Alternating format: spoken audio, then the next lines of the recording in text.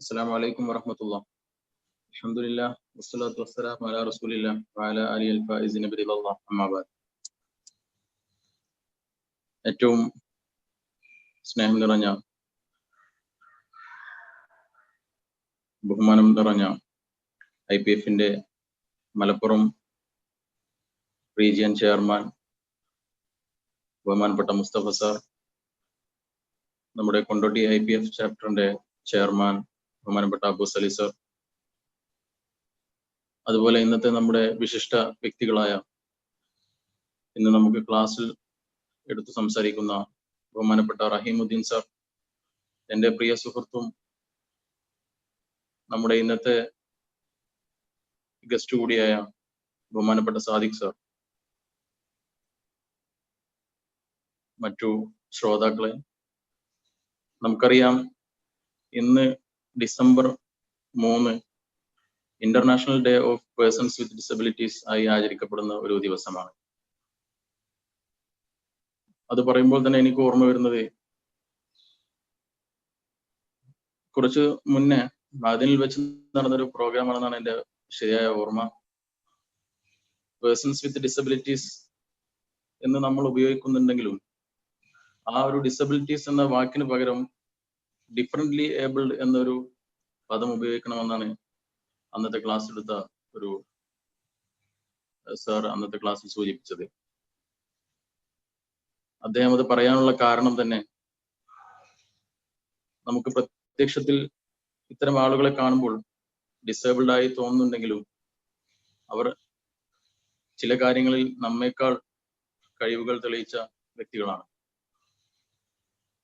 ഉദാഹരണം തന്നെ പറയാം. ഇവിടെ ഇന്ന് നമ്മുടെ ക്ലാസ്സിൽ നമുക്ക് ആശംസ അർപ്പിക്കാൻ വേണ്ടി എത്തിച്ചേർന്ന ബഹുമാനപ്പെട്ട സാദിഖ് സർ, ഞങ്ങൾ ബാച്ച്മേറ്റ്സ് ആണ്. എൻ്റെ വളരെ അടുത്ത സുഹൃത്തു കൂടിയാണ് അദ്ദേഹം. ഞങ്ങൾ ക്ലാസ് കഴിഞ്ഞ് വർഷങ്ങൾക്ക് ശേഷം ഞങ്ങൾ ഒരുമിച്ച് കൂടിയപ്പോൾ ഞാൻ ഒന്നും സംസാരിക്കാതെ അദ്ദേഹത്തിന്റെ കൈ പോയി പിടിച്ചപ്പോൾ തന്നെ അദ്ദേഹം എൻ്റെ കൈ പിടിച്ചുകൊണ്ട് എന്നോട് ചോദിച്ചു, ഇത് ഷഫീഖ് അല്ലേ? അപ്പൊ അങ്ങനെ അത്തരം അകക്കണ്ണുകളുള്ള, അത്തരം ധാരാളം കഴിവുകളുള്ള വ്യക്തികളെ ആണ് നമ്മൾ ഡിസേബിൾഡ് എന്ന് പറയുന്നുണ്ടെങ്കിലും അവരുടെ കഴിവുകൾ നമ്മൾ വിചാരിക്കുന്നതിലും അപ്പുറമാണ്. അതുകൊണ്ട് തന്നെ ഇന്നത്തെ ഈ സാഹചര്യത്തിൽ നമ്മുടെ ടെക്നോളജിയും മറ്റുമൊക്കെ വളരെയധികം വിപുലപ്പെട്ടിരിക്കുന്ന ഈ ഒരു കാലത്ത് അതിന്റെ എല്ലാ സാധ്യതകളെയും ഉപയോഗപ്പെടുത്തി അത്തരം ഡിസേബിൾഡ് ആയ പേഴ്സൺസിനെ തന്നെ നമുക്ക് സമൂഹത്തിന്റെ ഒരു ഉന്നത നിലയിലേക്ക് എത്തിച്ചേരാൻ അവർക്ക് സാധിക്കും. അതിനുതകുന്ന രീതിയിൽ ക്ലാസുകൾ എടുത്തുകൊണ്ടിരിക്കുന്ന നമ്മുടെ കാലിക്കറ്റ് യൂണിവേഴ്സിറ്റി ആസ്ഥാനമായി പ്രവർത്തിക്കുന്ന community disability management and rehabilitation പ്രോഗ്രാമിന്റെ ജോയിന്റ് ഡയറക്ടർ ബഹുമാനപ്പെട്ട റഹീമുദ്ദീൻ സാർ അവർ ഇന്ന് നമ്മുടെ ഈ ഒരു പ്രോഗ്രാമിൽ ഇത്തരം ഡിസേബിൾഡ് ആയ പേഴ്സൺസിന്റെ പുതിയ കാല സാധ്യതകൾ ഉപയോഗപ്പെടുത്തിക്കൊണ്ട് അവർക്കുള്ള എംപ്ലോയബിലിറ്റി ആൻഡ് ആക്സസിബിലിറ്റി എന്ന ഒരു ടോപ്പിക്കിൽ അദ്ദേഹം സംസാരിക്കുകയാണ്. ബഹുമാനപ്പെട്ട റഹീമുദ്ദീൻ സാറിന് ഞാൻ ആദരപൂർവ്വം ഈ പരിപാടിയിലേക്ക് സ്വാഗതം ചെയ്യുന്നു. അതുപോലെ നമ്മുടെ ഇന്നത്തെ ഈ ഒരു പ്രോഗ്രാം ഉദ്ഘാടനം ചെയ്യുന്നത് നമ്മുടെ IPF-ന്റെ മലപ്പുറം ഈസ്റ്റ് റീജിയൻ ചെയർമാൻ കൂടിയായ ബഹുമാനപ്പെട്ട മുസ്തഫ സാർ അവർകളാണ്. അദ്ദേഹത്തെ ഞാൻ ഈ പരിപാടിയിലേക്ക് സ്വാഗതം ചെയ്യുന്നു. നമ്മുടെ ഈ പ്രോഗ്രാമിന് അധ്യക്ഷത വഹിക്കുന്നത് ബഹുമാനപ്പെട്ട അബു സലി സാർ അവർകളാണ്. കൊണ്ടോട്ടി ചാപ്റ്റർ IPF-ന്റെ ചെയർമാൻ ആണ്. അദ്ദേഹത്തെയും ഞാൻ ഈ പരിപാടിയിലേക്ക് സ്വാഗതം ചെയ്യുന്നു. അതുപോലെ എൻ്റെ പ്രിയ സുഹൃത്തും ആയ ബഹുമാനപ്പെട്ട സാദിഖ് സാർ, മറ്റു എല്ലാ ശ്രോതാക്കളെയും ഈ ഒരു പ്രോഗ്രാമിലേക്ക് സ്വാഗതം ചെയ്തുകൊണ്ട് അധ്യക്ഷന്റെ സ്ഥാനത്തേക്ക് ക്ഷണിച്ചുകൊണ്ട് ഞാൻ നിർത്തുന്നു. വാഖിറു ദഅ്വാനാ അൽഹംദുലില്ലാഹി റബ്ബിൽ ആലമീൻ. അസ്സലാമു അലൈക്കും.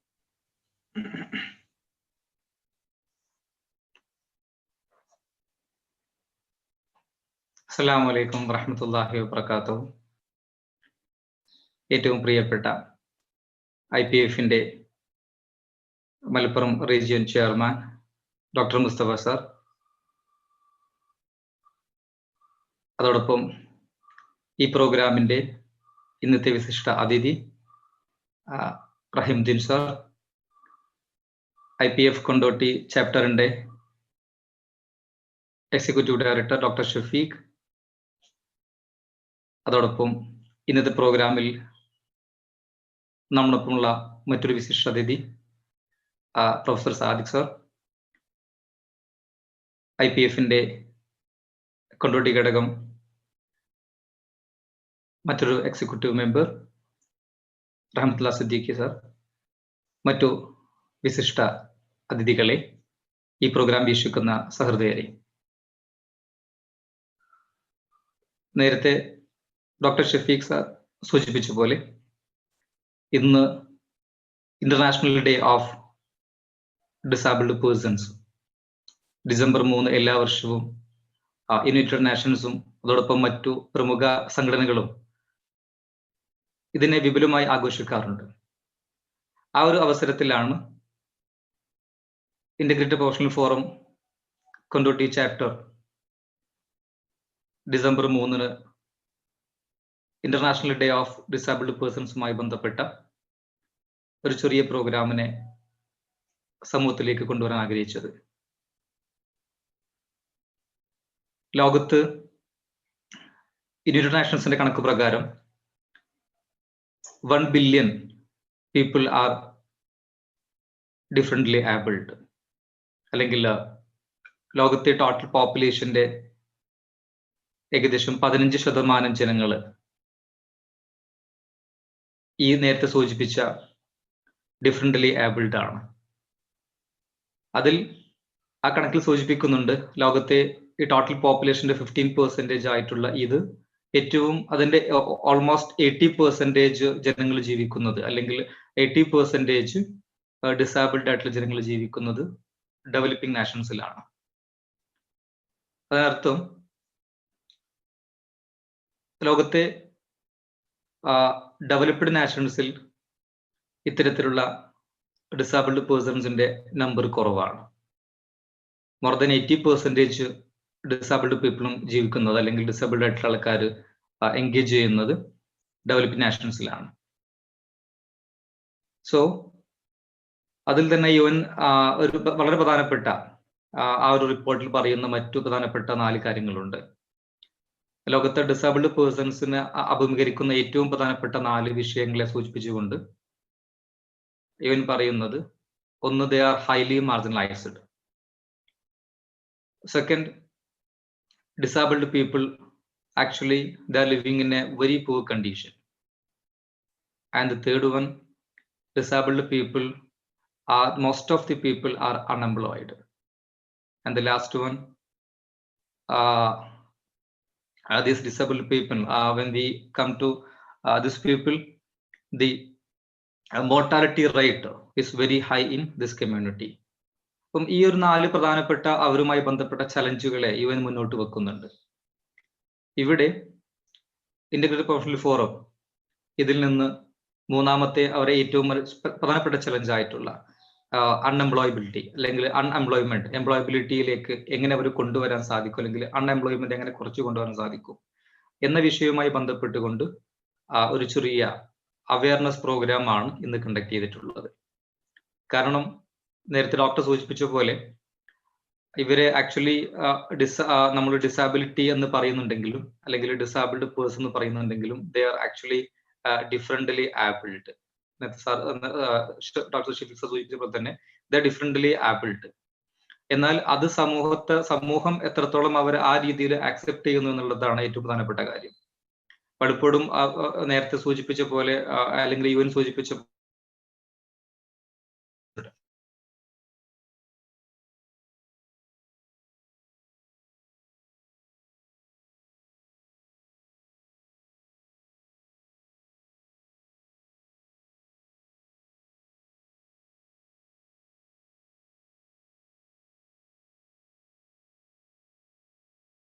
പുതിയ കാലഘട്ടത്തിൽ അത് സാധ്യതകളെയാണെന്ന് ചെറിയ രീതിയിൽ ഇവിടെ ഡിസ്കസ് ചെയ്യുന്നത്.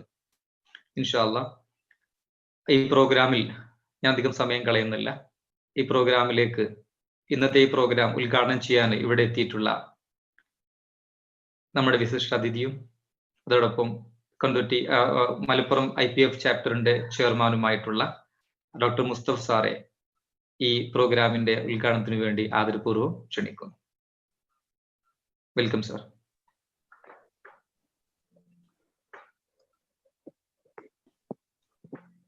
Assalamu alaikum warahmatullahi wabarakatuh. വലൈക്കും സലാം. Integrated Professional Forum കൊണ്ടോട്ടി ചാപ്റ്ററിന്റെ ബഹുമാനായ ചെയർമാൻ അബ്ദുൽ സാലിഹ് സർ, ചാപ്റ്ററിലെ മറ്റു ബഹുമാനരായ ഭാരവാഹികളെ, നല്ലവരായ പ്രവർത്തകര്, അന്താരാഷ്ട്ര ഭിന്നശേഷി ദിനത്തിന്റെ ആചരണത്തിന്റെ ഭാഗമായി IPF കൊണ്ടോട്ടി ചാപ്റ്റർ ഒരുക്കിയ ഈ സതുദ്യമത്തിന്റെ വിഷയം അവതരിക്കാൻ എത്തിച്ചേർന്നിട്ടുള്ള CDM RP joint director Rahimuddin sir, അതുപോലെ തന്നെ ആശംസ അർപ്പിക്കാൻ എത്തിയിട്ടുള്ള പ്രൊഫസർ സാദിഖ് സർ, മറ്റു പ്രിയപ്പെട്ട ശ്രോതാക്കളെ, ഡിസംബർ 3 അന്താരാഷ്ട്ര ഭിന്നശേഷി ദിനമായിട്ടാണ് ആചരിച്ചു വരുന്നത്.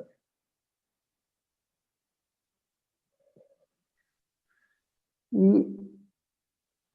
ഭിന്നശേഷി വിഭാഗത്തിന് കൂടുതൽ പരിഗണന നൽകുക എന്ന ലക്ഷ്യത്തോടു കൂടിയാണ് ഇത്തരത്തിലുള്ള ചടങ്ങ് സംഘടിപ്പിക്കുന്നത്. ആദ്യമായിട്ട് ഈ ഒരു സതുദ്യമത്തിന് സംഘാടനം നടത്തിയ IPF കൊണ്ടോട്ടി ചാപ്റ്ററിനെ എൻ്റെ അഭിനന്ദനങ്ങൾ അറിയിക്കുകയാണ്. അല്ലാഹു സുബ്ഹാനഹു വ തആല ഈ സംഘാടനവും ഈ ഒത്തുചേരലും ഒരു സ്വഹിയായ അമലായി സ്വീകരിക്കുമാറാകട്ടെ. ആമീൻ. പേഴ്സൺസ് വിത്ത് ഡിസബിലിറ്റി അഥവാ ഭിന്നശേഷിക്കാർ എന്നത് നമുക്ക് ആർക്കും പരിചയമില്ലാത്ത ഒരു വിഭാഗമല്ല. പരിശുദ്ധ ഖുർആനിൽ നാം പഠിച്ചിട്ടുണ്ട്, ലഖദ് ഖലഖനൽ ഇൻസാന ഫീ അഹ്സനി തഖ്വീം. നിശ്ചയമായും അല്ലാഹു സുബ്ഹാനഹു വ തആല മനുഷ്യരെ വളരെ നല്ല രൂപത്തിലാണ് സൃഷ്ടിച്ചിട്ടുള്ളത്. എന്നാൽ ആ മനുഷ്യരിൽ തന്നെ കുറച്ച് വിഭാഗമെങ്കിലും ചില ശാരീരിക മാനസിക വൈകല്യങ്ങൾ അഥവാ കുറവുകൾ വരുത്തിക്കൊണ്ടാണ് അള്ളാഹു സൃഷ്ടിച്ചിട്ടുള്ളത്. എന്തിനാണിത്? അള്ളാഹു സുബ്ഹാനഹു വ തആലയുടെ അപാരമായ കഴിവിനെ കുറിച്ച് നാം ചിന്തിക്കുവാനും അത് കൂടുതൽ ആഴത്തിൽ മനസ്സിലാക്കുവാനും വേണ്ടിയാണ്. നേരത്തെ സ്വാഗത പ്രസംഗത്തിൽ ഡോക്ടർ ഷഫീഖ് സാർ സൂചിപ്പിച്ച പോലെ തന്നെ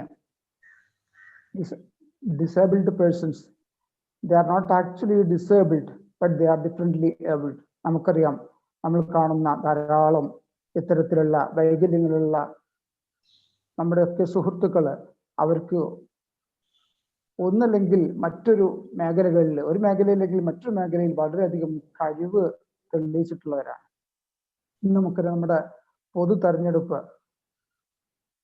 തെരഞ്ഞെടുപ്പിൽ പോലും സാമൂഹ്യ പ്രവർത്തനത്തിന് വേണ്ടിയിട്ട് ഇറങ്ങിത്തിരിച്ചിട്ടുള്ള മത്സര രംഗത്തുള്ള ധാരാളം ഭിന്നശേഷിക്കാര് വീൽ ചെയറിലായിട്ടും നമ്മുടെ സപ്പോർട്ടിങ് ലെഗ്സുമായിട്ടും ഒക്കെ മത്സരത്തിന് ഇറങ്ങിയിട്ടുള്ള ധാരാളം ഭിന്നശേഷിക്കാരുണ്ട്.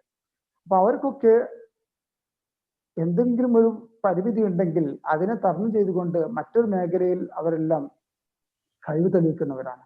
അപ്പൊ അതുകൊണ്ട് തന്നെ they are not disabled but they are differently abled. ഇന്ന്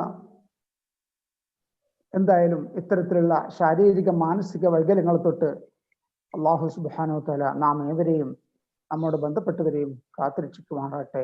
ആമീൻ. ഇന്ന് നമ്മുടെ വിഷയം ഇൻക്ലൂഷൻ മാറ്റേഴ്സ് എന്നുള്ളതാണ്. എന്താണ് ഇൻക്ലൂഷൻ കൊണ്ട് ഉദ്ദേശിക്കുന്നത്? ഭിന്നശേഷിക്കാരായ വ്യക്തികൾക്ക് അവർക്ക് അർഹമായിട്ടുള്ള സ്ഥാനവും പരിഗണനയും നൽകി പൊതുസമൂഹത്തിന്റെ ഭാഗമായി അംഗീകരിക്കുക എന്നുള്ളതാണ്. അതാണ് ഇൻക്ലൂഷൻ കൊണ്ട് ഉദ്ദേശിക്കുന്നത്.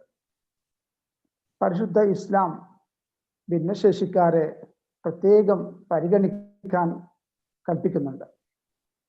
ഈ ഒരു കാര്യത്തിൽ പ്രത്യേകം പ്രതിപാദിച്ചുകൊണ്ട് തന്നെ വിശുദ്ധ ഖുർആനിൽ ഒരു അധ്യായം തന്നെ രചിച്ചിട്ടുണ്ട്. സൂറത്ത് 80 അബസ എന്നു പേരുള്ള സൂറത്ത്. നമുക്കറിയാം, അബസ വതവല്ല അൻ ജാഅഹുൽ അഅ്മാ വമാ യുദ്രീക ലഅല്ലഹു യസ്സക്ക തുടങ്ങിയിട്ടുള്ള ആ ഖുർആനിലെ 80-ാമത്തെ സൂറത്ത്. ഇത് ഇറങ്ങുവാനുള്ള പശ്ചാത്തലം എന്തായിരുന്നു? റഹ്മത്തുൽ ആലമീൻ മുഹമ്മദ് മുസ്തഫ സ്വല്ലല്ലാഹു അലൈഹി വസല്ലം തങ്ങള് കുഫാറുകളിൽ ഏറ്റവും പ്രമുഖരായ അബൂജഹല്, അതുപോലെ തന്നെ അബൂജഹലിന്റെ മക്കളായ ഉത്ബത്ത്, ഷെയ്ബത്ത് തുടങ്ങി അനേകം കുഫാറുകളിൽ പ്രമുഖരായവർക്ക് ഇസ്ലാമിലേക്ക് ക്ഷണിച്ചുകൊണ്ടുള്ള പ്രബോധന ക്ലാസ് നടക്കുന്ന സദസ്സ്, ആ സദസ്സിലേക്ക് മുഅ്മിനീങ്ങളിൽ ഉന്നത സ്ഥാനമുള്ള ഉമ്മു മക്തൂം, അബ്ദുല്ലാഹിബിൻ ഉമ്മു മക്തൂം റളിയല്ലാഹു അൻഹു തങ്ങള് കയറി വന്നു. എന്താണ് ഉമ്മു മക്തൂം അബ്ദുല്ലാഹിബിൻ ഉമ്മു മക്തൂം തങ്ങൾക്കുള്ള പ്രശ്നം എന്താണ്? അദ്ദേഹം അന്ധനായിരുന്നു, കണ്ണ് കാണാത്തവരായിരുന്നു. ഈ സമയത്ത് നബി സല്ലല്ലാഹു അലൈഹി വസല്ലം തങ്ങള് പ്രബോധനം നടത്തിക്കൊണ്ടിരിക്കുകയാണ്. സമയത്ത് ഉമ്മു മക്തൂം തങ്ങൾ അങ്ങോട്ട് കയറി വന്നപ്പോ നബി സല്ലല്ലാഹു അലൈഹി വസല്ലം അദ്ദേഹത്തെ അത്ര ഗൗനിച്ചില്ല. കാരണം കുഫാറുകൾക്ക് പ്രബോധനം നടത്തിക്കൊണ്ടിരിക്കുന്ന ആ ഒരു വേള, അതിലൊരു ഇടർച്ച വരേണ്ടെന്ന് കരുതി നബി സല്ലല്ലാഹു അലൈഹി വസല്ലം അത്ര ഗൗനിച്ചില്ല. സാധാരണ നിലയിൽ നബി സല്ലല്ലാഹു അലൈഹി വസല്ലമയുടെ സ്വന്തം വിരിപ്പിൽ വിളിച്ചു വരുത്തി ഇരുത്തി ആദരിക്കപ്പെടുന്ന വ്യക്തിയാണ് അബ്ദുല്ലാഹിബ്നു ഉമ്മു മക്തൂം റളിയല്ലാഹു അൻഹു. പക്ഷെ ഈ സദസ്സിലേക്ക് കയറി വന്നപ്പോ നബി സല്ലല്ലാഹു അലൈഹി വസല്ലമ തന്റെ നെറ്റി ചുളിക്കുകയും മുഖം തിരിച്ചു കളയുകയും ചെയ്തു. ഈ സമയത്ത് അല്ലാഹു സുബ്ഹാനഹു തആല ഇറക്കിയിട്ടുള്ള സൂറത്താണ് ഈ അബസ വതവല്ല എന്ന് തുടങ്ങുന്ന ആ സൂറത്ത്. അതിലെന്താണ് പറഞ്ഞത്? നബിയെ, നിങ്ങൾ പ്രബോധനം നടത്തിക്കൊണ്ടിരിക്കുന്ന സദസ്സിലേക്ക് ധൃതിയിൽ കയറി വന്നിട്ടുള്ള അബ്ദുല്ലാഹിബ്നു ഉമ്മു മക്തൂം എന്ന വ്യക്തി, അദ്ദേഹം ഈമാനികപരമായിട്ട് വളരെയധികം ഉന്നതിയിലുള്ള ആളായിരിക്കാം. പക്ഷെ അദ്ദേഹം കണ്ണു കാണാത്തവനാണെങ്കിലും അദ്ദേഹത്തെ നിങ്ങൾ ആദരിക്കാതിരിക്കരുത്, പരിഗണിക്കാതിരിക്കരുത്. മുതലാളിമാർക്കോ അതല്ലെങ്കിൽ ഏറ്റവും കഴിവുള്ളവർക്കോ മാത്രം സ്ഥാനം നൽകി പരിഗണന നൽകി മറ്റുള്ളവരെ തഴയരുത് എന്ന് ഉദ്ഘോഷിക്കുന്ന എന്ന് നമുക്കൊക്കെ അവബോധം നൽകുന്ന ഒരു സൂറത്ത് തന്നെ പരിശുദ്ധ ഖുർആനിൽ ഈ സൂറത്ത് നമുക്ക് പരിശുദ്ധ ഖുർആനിൽ ഇറക്കിയിട്ടുണ്ട്. അപ്പൊ ഇത്രത്തോളം പ്രാധാന്യം പരിശുദ്ധ ഖുർആനിൽ അഥവാ പരിശുദ്ധ ഇസ്ലാമിൽ അല്ലാഹു സുബ്ഹാനഹു തആല ഭിന്നശേഷിക്കാർക്ക് നൽകണമെന്ന് പ്രതിപാദിക്കുന്നുണ്ട്, നിഷ്കർഷിക്കുന്നുണ്ട്. അപ്പൊ ഇത്തരത്തിലുള്ള ഒരു അവബോധം സൃഷ്ടിക്കാൻ വേണ്ടിയാണ്, അഥവാ ഇത്തരത്തിലുള്ള അവയർനെസ് ജനങ്ങൾക്ക് നൽകുന്നതിന് വേണ്ടിയാണ് IPF കൊണ്ടോട്ടി ചാപ്റ്റർ ഇത്തരത്തിലുള്ള ഒരു ചടങ്ങ് സംഘടിപ്പിച്ചിട്ടുള്ളത്. നമുക്കറിയാം, ഭാരത കേന്ദ്ര സംസ്ഥാന സർക്കാരുകൾ ഭിന്നശേഷിക്കാർക്കായിട്ട് ധാരാളം പദ്ധതികൾ നടപ്പിലാക്കി വരുന്നുണ്ട്. അത്തരത്തിലുള്ള പദ്ധതികളെ കുറിച്ച് ഒരു അവയർനെസ് കിട്ടുന്നതിനും അതനുസരിച്ച് അത് ഭിന്നശേഷിക്കാർക്ക് അർഹമായിട്ടുള്ള സ്ഥാനവും പരിഗണനയും നൽകപ്പെടുന്നതിനും ഒക്കെ വേണ്ടിയാണ് ഇത്തരത്തിലുള്ള ക്ലാസ്സുകൾ സംഘടിപ്പിച്ചിട്ടുള്ളത്. അത്തരത്തിലുള്ള ഒരു ക്ലാസ് ആണ് അടുത്ത് നടക്കാൻ പോകുന്നത്. അതിന് എല്ലാവരും സശ്രദ്ധം വീക്ഷിക്കണം എന്ന് അഭ്യർത്ഥിച്ചുകൊണ്ട് ഈ IPF കൊണ്ടോട്ടി ചാപ്റ്റർ സംഘടിപ്പിച്ചിട്ടുള്ള ഈ അന്താരാഷ്ട്ര ഭിന്നശേഷി ദിനം, അതിന്റെ ഔപചാരിക ഉദ്ഘാടനം ബിസ്മില്ലാഹിർ റഹ്മാനിർ റഹീം എന്ന തിരുവാക്യത്തിൽ ഉദ്ഘാടനം ചെയ്ത് പ്രഖ്യാപിച്ചുകൊണ്ട് ഞാൻ നിർത്തുന്നു. ദുആവസിയത്തോടെ ആഖിറു ദഅവാനാ അനിൽ ഹംദുലില്ലാഹി റബ്ബിൽ ആലമീൻ. അസ്സലാമു അലൈക്കും വറഹ്മത്തുള്ളാഹി വബറകാതുഹു. വലൈക്കും സലാം. Okay, thank you sir. പ്രിയപ്പെട്ട മുസ്തഫ സാർ, വളരെ വിശദമായി തന്നെ ഈ ഒരു ഇൻക്ലൂഷൻ മാറ്റേഴ്സ് എന്ന ടോപ്പിക്കിന്റെ ഗഹനമായ അർത്ഥത്തിലേക്ക് നമ്മളെ കൊണ്ടെത്തിച്ചു.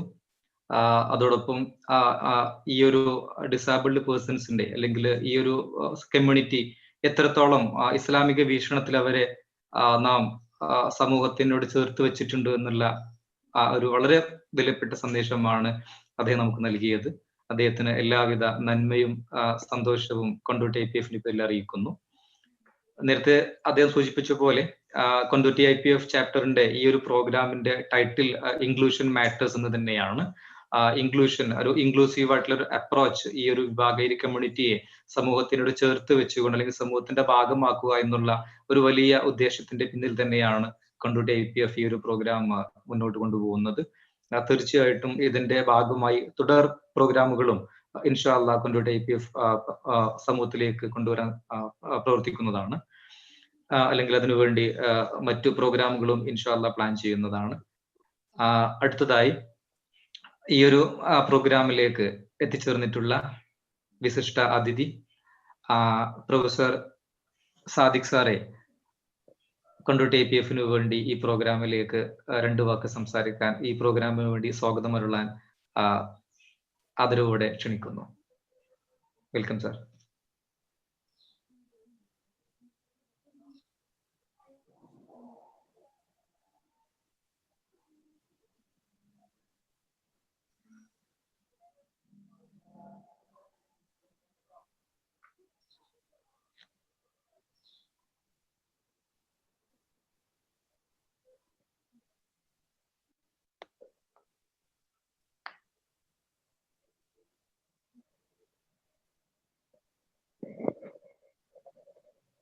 സാർ ഒന്ന് ചെറിയ അസൗകര്യമുള്ളത് കൊണ്ട് നമ്മുടെ മീറ്റിംഗിലേക്ക് എത്തിയിട്ടില്ല.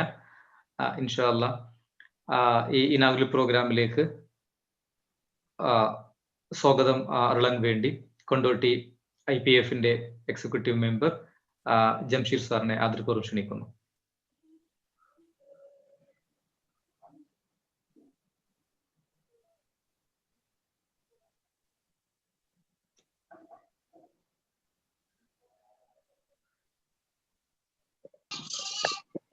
അസ്സലാമു അലൈക്കും വറഹ്മത്തുള്ളാഹി വബറകാതുഹു. ബഹുമാനപ്പെട്ട ഇന്നത്തെ നമ്മുടെ വിശിഷ്ടാതിഥി ഡോക്ടർ മുസ്തഫ സാർ IPF-ന്റെ ജില്ലാ കാര്യദർശി, അതേപോലെ നമ്മുടെ കൊണ്ടോട്ടി IPF-ന്റെ chairman Abu Sali sir, secretary Shafeeq sir, അതേപോലെ റഹ്മത്തുള്ള സിദ്ദീഖി. ഇന്ന് ലോകമെങ്ങും ലോക ഭിന്നശേഷി ദിനമായിട്ട് ആചരിക്കുകയാണ്. ഒരുപാട് പ്രോഗ്രാമുകൾ ഈ ദിവസം നടന്നുകൊണ്ടിരിക്കുന്നുണ്ട്. നേരത്തെ മുസ്തഫ സാർ പറഞ്ഞ പോലെ തന്നെ കേന്ദ്ര സംസ്ഥാന സർക്കാരുകൾ ഒരുപാട് സ്കോളർഷിപ്പുകളും ഒരുപാട് സഹായങ്ങളും ഈ വിഭാഗങ്ങൾക്ക് നൽകിക്കൊണ്ടിരിക്കുന്നുണ്ട്. അങ്ങനെയൊക്കെ ആണെങ്കിലും സമൂഹത്തില് നേരത്തെ പറഞ്ഞ പോലെ ഇവർ എത്രത്തോളം ഇൻക്ലൂസീവ് ആയിട്ടുണ്ട് എന്നുള്ളത് നമ്മൾ ഇനിയും ചർച്ച ചെയ്യപ്പെടേണ്ട കാര്യങ്ങളാണ്. സോഷ്യൽ എക്സ്ക്ലൂഷൻ എന്ന് പറയുന്ന ഒരു ഭാഗമുണ്ട്, സമൂഹത്തിൽ നിന്ന് പുറന്തള്ളപ്പെടുന്ന ഒരു വിഭാഗം. അതിനെ ജാതി, ദളിതര്, അങ്ങനെ മറ്റു വിഭാഗങ്ങളെ കുറിച്ചൊക്കെ പറയുമ്പോൾ നമ്മൾ അധികം ചർച്ച ചെയ്യപ്പെടാതെ പോകുന്ന ഒരു വിഭാഗമാണ് ഈ നമ്മളെ ഭിന്നശേഷി വിഭാഗത്തിൽപ്പെട്ട ആളുകൾ എന്ന് പറയുന്നത്. നമുക്ക് കഴിഞ്ഞ ദിവസം ഒരു വാർത്ത വളരെ സന്തോഷകരമായിട്ടുള്ള കാര്യമാണ്. മഹദിലെ ഒരു വിദ്യാർത്ഥി JRF നേടി, അന്ധനായ കണ്ണു കാണാൻ കഴിയാത്ത വിദ്യാർത്ഥി വലിയ ഉന്നത പഠനത്തിന് വേണ്ടിയിട്ടുള്ള JRF അറബിക് സാഹിത്യത്തിൽ JRF നേടി എന്നുള്ളൊരു വാർത്ത വളരെയധികം സന്തോഷം നൽകുന്ന കാര്യമാണ്. അപ്പോൾ നമുക്ക് ഇനിയും IPF-ന്റെ ഒരു എളിയ സംരംഭമാണ് നമ്മൾ തുടങ്ങുന്നത്. ഇനിയും ഇതേപോലെയുള്ള പ്രോഗ്രാമുകൾ ഒരുപാട് നമ്മൾ തുടങ്ങാൻ ആഗ്രഹിക്കുന്നുണ്ട്. ബഹുമാനപ്പെട്ട അബു സാലി സാറൊക്കെ നല്ലൊരു വിഷനുള്ള ഒരാളായതുകൊണ്ട് തന്നെ ഞങ്ങൾക്ക് നന്നായി ലീഡർഷിപ്പ് കൊടുക്കാൻ കഴിയുന്നത് കൊണ്ട് തന്നെ ഇനിയും ഒരുപാട് പ്രോഗ്രാമൊക്കെ നമുക്ക് ചെയ്യാൻ കഴിയും. എല്ലാവരെയും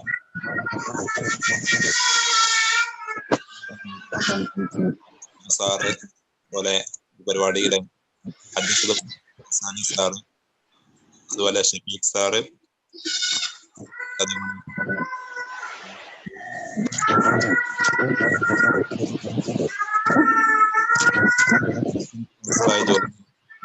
സാദിഖ് സാറ് എല്ലാവരെയും പ്രത്യേകം സ്വാഗതം ചെയ്തുകൊണ്ട് എൻ്റെ ചെറിയ സംസാരം നിർത്തുന്നു. അസ്സലാമു അലൈക്കും വറഹ്മത്തുള്ളാഹി വബറകാതുഹു.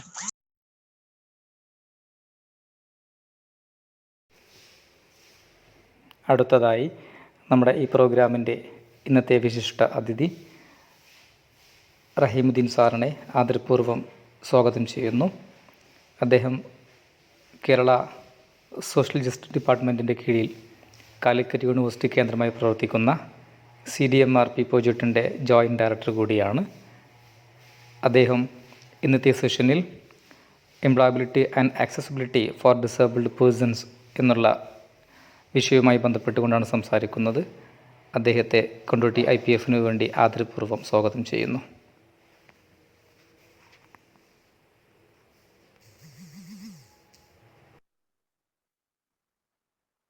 നമസ്കാരം. പ്രിയപ്പെട്ടവരെ, ഇന്ന് ലോക ഭിന്നശേഷി ദിനം. ഐക്യരാഷ്ട്രസഭയുടെ ആഹ്വാനപ്രകാരം ലോകത്താകമാനമുള്ള വിവിധ ഏജൻസികൾ ഭിന്നശേഷിക്കാരുടെ ശാക്തീകരണം ലക്ഷ്യം വെച്ചുകൊണ്ട് നടത്തുന്ന പരിപാടികളെ ഏകോപിച്ചുകൊണ്ടും ഭിന്നശേഷിയെ സമൂഹത്തിൽ ഉൾക്കൊള്ളേണ്ടതും അവരുടെ സാമൂഹ്യവൽക്കരണം ലക്ഷ്യം വെച്ചുകൊണ്ട് ഐക്യരാഷ്ട്രസഭ ആഹ്വാനം ചെയ്ത ലോക ഭിന്നശേഷി ദിനത്തിന്റെ ഭാഗമായി നാം സംഘടിപ്പിക്കുന്ന ടോക്കിലേക്ക് എന്നെ ക്ഷണിച്ചതിൽ എൻ്റെ നന്ദി ആദ്യമേ അറിയിക്കുന്നു. ഇന്ന് നമ്മുടെ ലോക ഭിന്നശേഷി ദിനത്തോടനുബന്ധിച്ച് നടത്തുന്ന ഈ പ്രോഗ്രാമിൽ നമ്മുടെ ടോപ്പിക് ഇൻക്ലൂഷൻ മാറ്റർ, ഉൾച്ചേർച്ച, ഭിന്നശേഷിക്കാരെ ഉൾച്ചേർച്ചയുടെ ആവശ്യം, അവരെ ഇൻക്ലൂഡ് ചെയ്യുന്നതിന്റെ ആവശ്യതയെക്കുറിച്ചും അതോടൊപ്പം തന്നെ അവരുടെ തൊഴിലും അവർക്ക് ഭിന്നശേഷി സൗഹൃദ സമൂഹം സൃഷ്ടിക്കുന്നതിന്റെ ആവശ്യതയെക്കുറിച്ചുമുള്ള ഒരു ചർച്ചയാണ് നമ്മൾ ഇന്ന് ചെയ്യുന്നത്. നിങ്ങൾക്കറിയാം, സമൂഹത്തിന്റെ പ്രത്യേക പരിഗണനയും പരിചരണയും അർഹിക്കുന്നവരാണ് ഭിന്നശേഷിക്കാർ.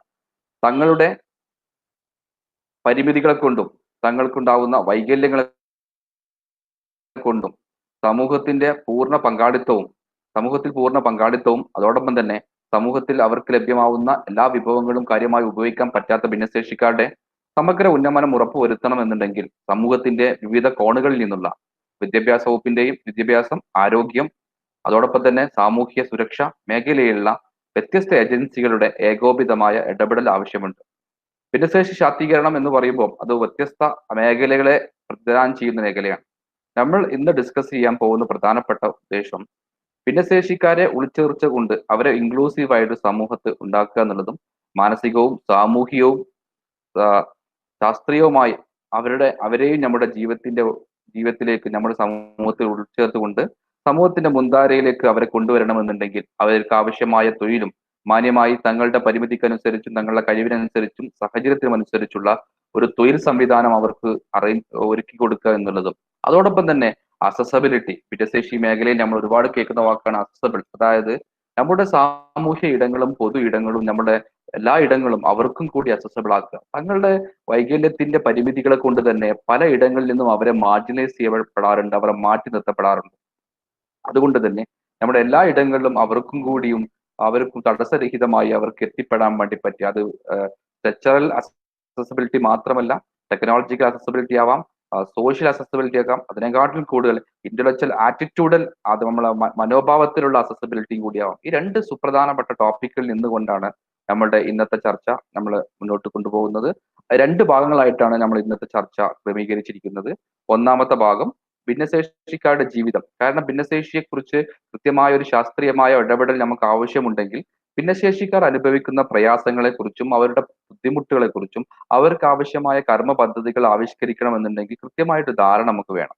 ഭിന്നശേഷി എന്ന് പറയുമ്പോൾ ഒരു ഹെട്രോജിനസ് വാക്കാണ്. നിങ്ങൾക്കറിയാം, ഭിന്നശേഷി എന്ന് പറയുമ്പോൾ വ്യത്യസ്ത തരം ഭിന്നശേഷിക്കാരുണ്ട്. അവർ ഓരോരുത്തരും അനുഭവിക്കുന്നത് വ്യത്യസ്ത തരത്തിലുള്ള പ്രശ്നങ്ങളാണ്. ആദ്യത്തെ ഭാഗത്ത് ചുരുങ്ങിയ രീതിയിൽ ഭിന്നശേഷിയെ ഒന്ന് പരിചയപ്പെടുത്താം. ഓരോ ഭിന്നശേഷി ഉള്ള ആൾക്കാർക്കും അനുഭവിക്കുന്ന വ്യത്യസ്ത രീതിയിലുള്ള ബുദ്ധിമുട്ടുകളും പ്രയാസങ്ങളും നമ്മുടെ നൽകേണ്ട സേവനങ്ങളെ കുറിച്ചുള്ള ഇൻട്രൊഡക്ഷൻ.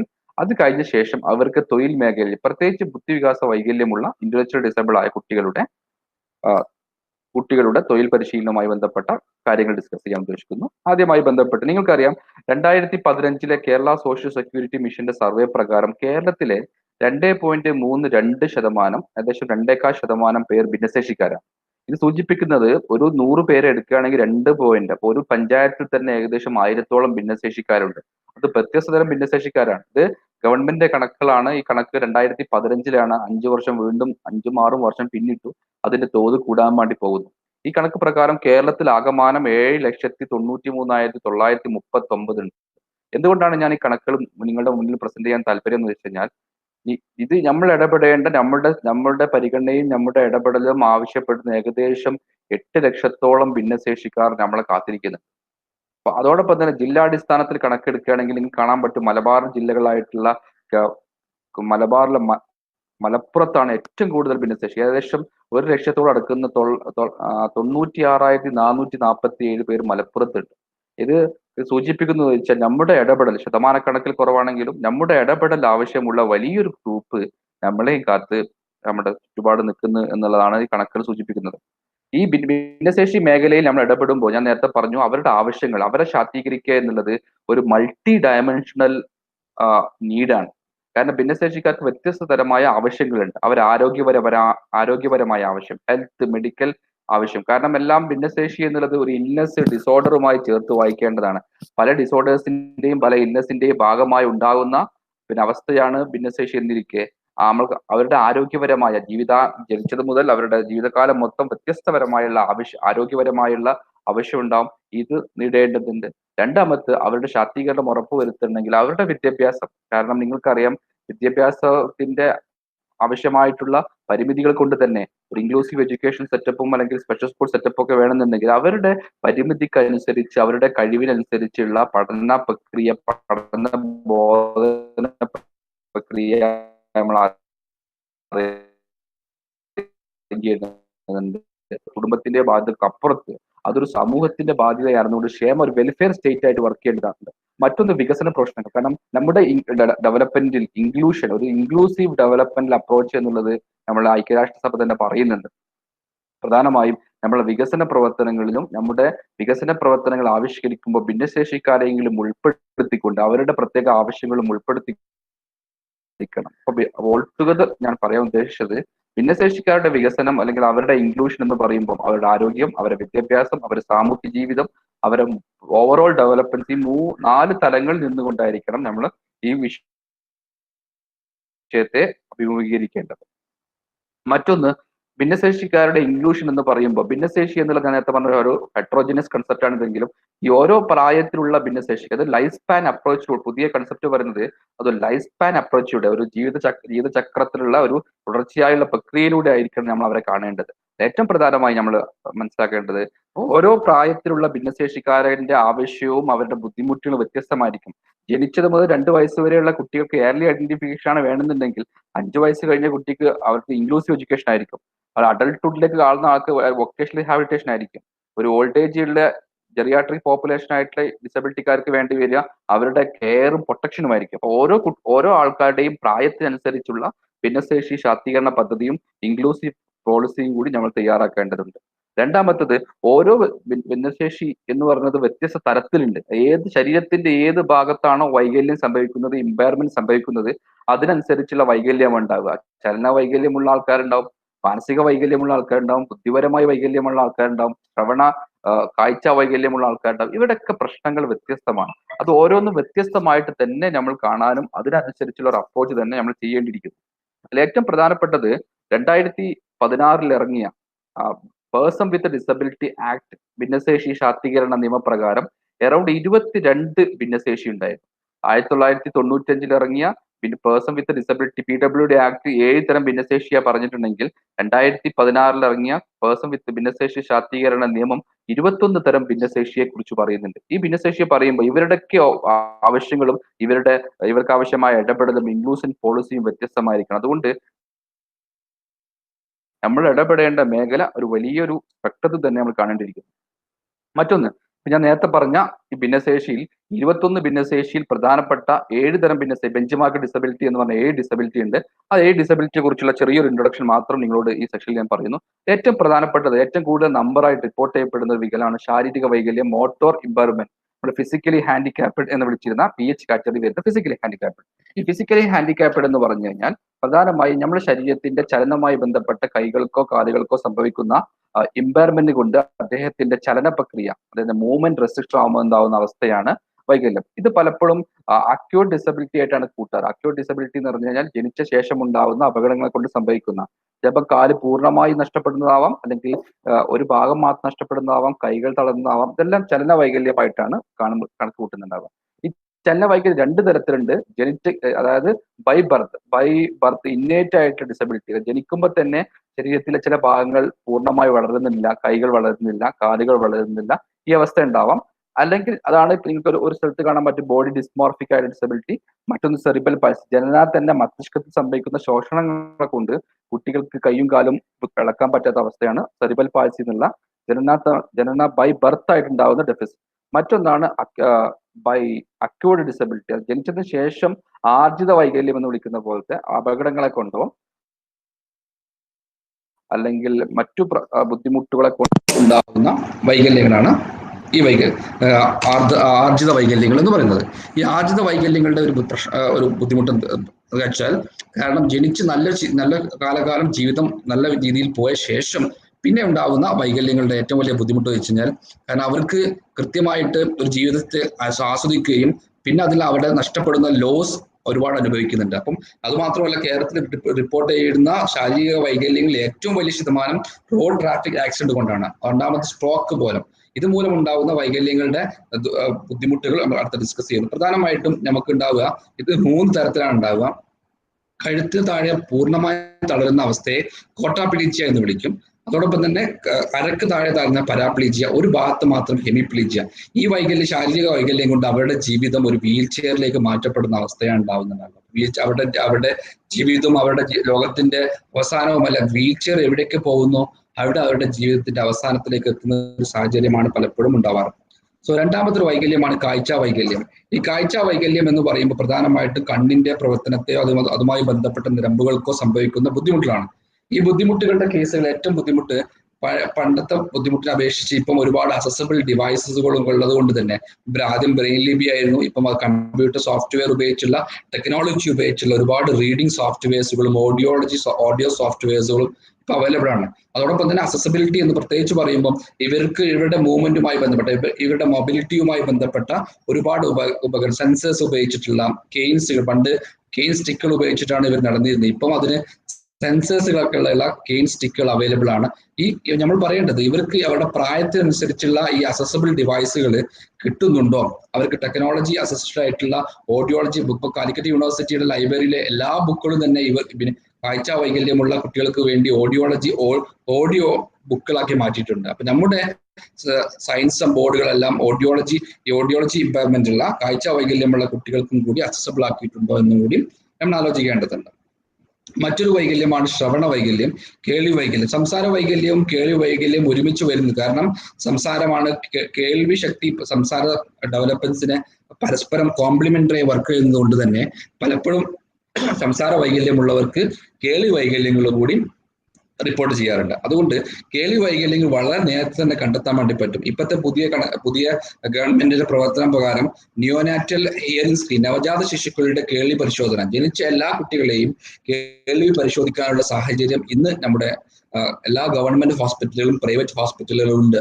അപ്പോൾ കേൾവി വൈകല്യം കണ്ടെത്തി ആവശ്യമായ ചികിത്സാ സംവിധാനങ്ങൾ കൊടുക്കുക. കോക്ലിയർ ഇംപ്ലാന്റേഷൻ സർജറി വേണമെങ്കിൽ 5 വയസ്സിന് മുമ്പ് കൊടുക്കും. എന്നിട്ടും കേൾവിയുടെ കറക്റ്റ് ചെയ്യാൻ പറ്റുന്നില്ല എങ്കിൽ നമ്മൾ അസിസ്റ്റീവ് ഡിവൈസുകളുടെ പോലത്തുള്ള പണ്ടൊക്കെ ഉപയോഗിച്ച് പോരുന്ന ഹിയറിംഗ് എയ്ഡ്, വളരെ സൊഫസ്റ്റിക്കേറ്റഡ് ആയിട്ടുള്ള വളരെ ചെറിയ നാനോ പാർട്ടിക്കിൾസ് ഉപയോഗിച്ചുണ്ടാക്കുന്ന വളരെ ഫ്രണ്ട്ലി ആയിട്ടുള്ള യൂസർ ഫ്രണ്ട്ലി അസിസ്റ്റീവ് ഡിവൈസുകൾ ഈ ഹിയറിംഗ് എയ്ഡ് അവൈലബിൾ ആണ്. ഇവിടെ നമ്മൾ ആലോചിക്കേണ്ട, ഹിയറിംഗ് എയ്ഡ് എപ്പോൾ ഉപയോഗിക്കുന്നു, എത്ര നേരത്തെ ഉപയോഗിക്കുന്നു, അത്രയും നേരത്തെയും കുട്ടിയെ സംബന്ധിച്ചോളം അവരുടെ ബാക്കി കോഗ്നിറ്റീവ് ഡെവലപ്മെന്റ്സും സോഷ്യൽ ഡെവലപ്മെന്റ്സിനും അതിന്റെ തോത് കൂട്ടും. പലപ്പോഴും വൈകി ഹിയറിംഗ് എയ്ഡ് ഉപയോഗിക്കുന്നത് കൊണ്ട് കുട്ടികളുടെ സംസാര കഴിവുകൾ വളരാത്ത അവസ്ഥയും സാമൂഹ്യപരമായി പിന്നോട്ട് പോകുന്ന അവസ്ഥയും ഉണ്ടാവും. അതോടൊപ്പം തന്നെ സൈൻ ലാംഗ്വേജ് ഡെവലപ്മെന്റ്സ്. നിങ്ങൾക്കറിയാം, നമ്മുടെ ഇപ്പൊ ഗവൺമെന്റ് പുതിയൊരു പോളിസിയിലേക്ക് ഓരോ ഓഫീസിൽ നിർബന്ധമായിട്ടും ഒരു സൈൻ ലാംഗ്വേജ് ഇന്റർപ്രറ്റർ വേണം. കാരണം ഈ ലോകം ഭിന്നശേഷിക്കാരെയും കൂടി പ്രത്യേകിച്ച് ശ്രവണ വൈകല്യമുള്ളവരെയും ഇൻക്ലൂഡ് ചെയ്യണമെങ്കിൽ അവർക്കറിയുന്ന ഭാഷകൾ വേണം. അതുകൊണ്ടാണ് ഗവൺമെന്റ് എല്ലാ പ്രോഗ്രാമുകളും ഇപ്പം സൈൻ ലാംഗ്വേജ് കൂടി ഇന്റർപ്രിട്ടേഷൻ വരുന്നത് വെച്ചാൽ. അതുകൊണ്ട് അവരുടെ ഇൻക്ലൂഷൻ ഉറപ്പ് വരുത്തണമെങ്കിൽ അവർക്കും കൂടി കേൾക്കാനും മനസ്സിലാക്കാനും പറ്റിയുള്ള സാഹചര്യത്തിലുള്ള ഇയറിംഗ് എയ്ഡ്സുകളോ സൈൻ ലാംഗ്വേജുകളും നമ്മൾ ഒരുക്കേണ്ടതുണ്ട്. മറ്റൊരു പ്രധാനപ്പെട്ട വൈകല്യമാണ് നമ്മൾ ചർച്ച ചെയ്യേണ്ട, അതോടൊപ്പം തന്നെ തീരെ പരിഗണന കിട്ടാത്തൊരു വൈകല്യമാണ് ബുദ്ധിപരമായ വൈകല്യം.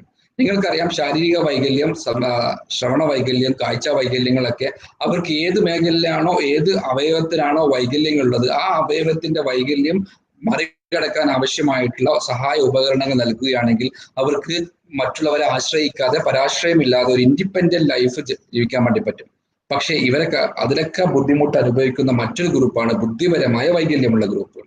ബുദ്ധിപരമായ വൈകല്യം എന്ന് പറയുമ്പോൾ ഇന്റലക്ച്വൽ ഡിസബിലിറ്റി, പണ്ട് മെന്റൽ റിട്ടാർഡേഷൻ എന്ന് വിളിച്ചിരുന്ന വളർച്ചാ വൈകല്യങ്ങൾ, മസ്തിഷ്കത്തിന്റെ വളർച്ച ബുദ്ധിമുട്ടുകൾ കൊണ്ട് സംഭവിക്കുന്ന പ്രശ്നങ്ങൾ. ഇവരുടെ ജീവിതത്തിൽ അവരുടെ ജീവിതം മുതൽ അവരുടെ ജീവിതത്തിൽ മൊത്തം സമഗ്രമായിട്ടുള്ള ഒരു സപ്പോർട്ട്, ഒരു കോംപ്രഹെൻസീവ് ഒരു സപ്പോർട്ട് അവർക്ക് ആവശ്യമുണ്ട്. ഈ ഗ്രൂപ്പിന്റെ പ്രശ്നം എന്ന് വെച്ചാൽ ഈ ഗ്രൂപ്പ് ഇവരുടെ പ്രശ്നങ്ങൾ ഡീപ്പായ പ്രശ്നങ്ങൾ ഉണ്ടെന്ന് പറയാൻ കാരണം എന്ന് വെച്ചാൽ പ്രശ്നങ്ങളുടെ വ്യാപ്തി കൂടുതലാണ്. കാരണം പ്രധാനമായിട്ട് ഇവർക്ക് ആരോഗ്യപരമായ ഒരുപാട് പ്രശ്നങ്ങൾ ഉണ്ടാവും, അവർക്ക് ശാരീരികപരമായ ഒരുപാട് പ്രശ്നങ്ങൾ ഉണ്ടാവും, അവർക്ക് തൻ്റെ ഒറ്റ കാര്യങ്ങളും പ്രാഥമികമായിട്ടുള്ള ഭക്ഷണം കഴിക്കുക, വസ്ത്രം ധരിക്കുക, ബാത്റൂമിൽ പോവുക, ഇതുപോലത്തുള്ള എല്ലാ കാര്യങ്ങളും മറ്റുള്ളവരെ ആശ്രയിക്കേണ്ടി വരും.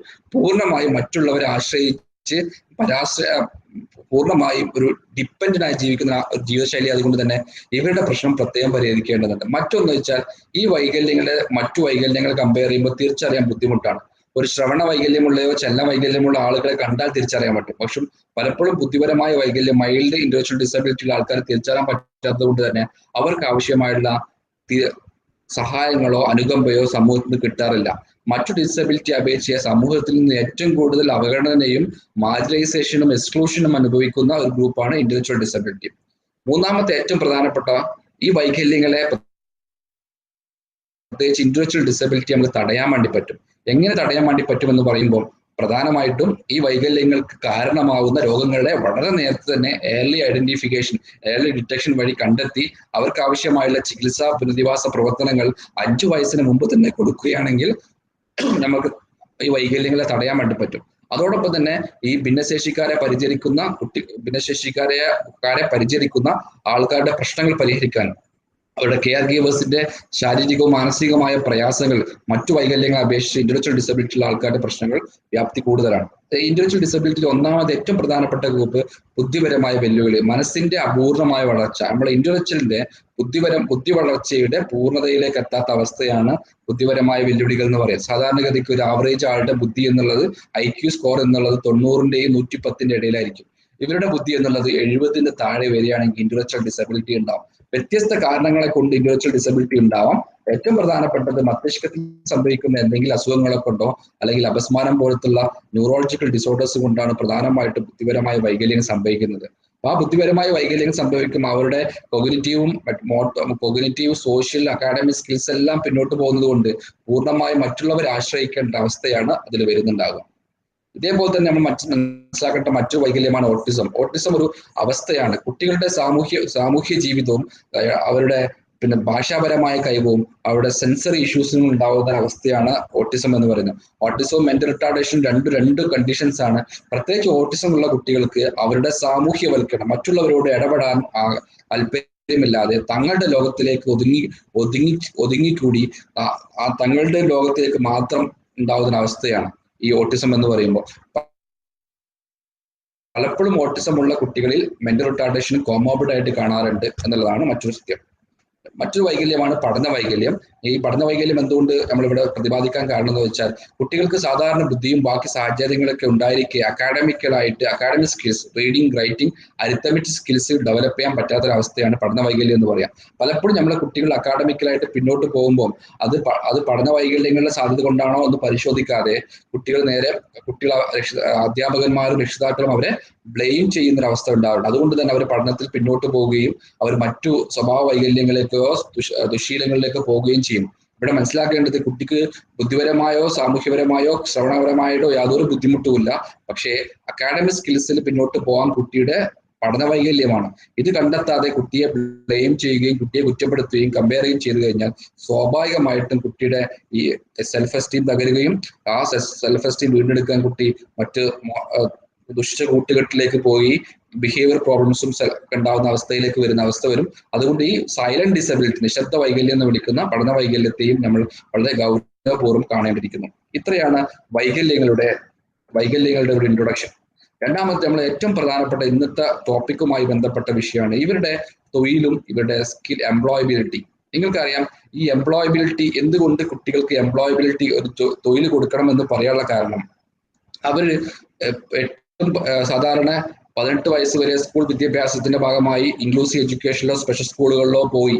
പക്ഷെ അതിനുശേഷം ഇന്ന് നമ്മുടെ വലിയ ചിഹ്നമാണ് അവർക്ക് അവരുടെ ട്രാൻസിഷൻ സ്കൂളിൽ നിന്ന് പുതിയൊരു ജീവിതത്തിലേക്ക്, ന്യൂ ലൈഫ്, അതായത് ഒരു അഡൾട്ട് ലൈഫിലേക്ക് മാറുമ്പോൾ നമ്മൾക്കറിയാം നമ്മളെ വിദ്യാഭ്യാസവും നമ്മുടെ പ്രൊഫഷണൽ വിദ്യാഭ്യാസവും എല്ലാം കഴിഞ്ഞാൽ തൊഴിൽ എന്നുള്ളത് വലിയൊരു വിഷയമാണ്.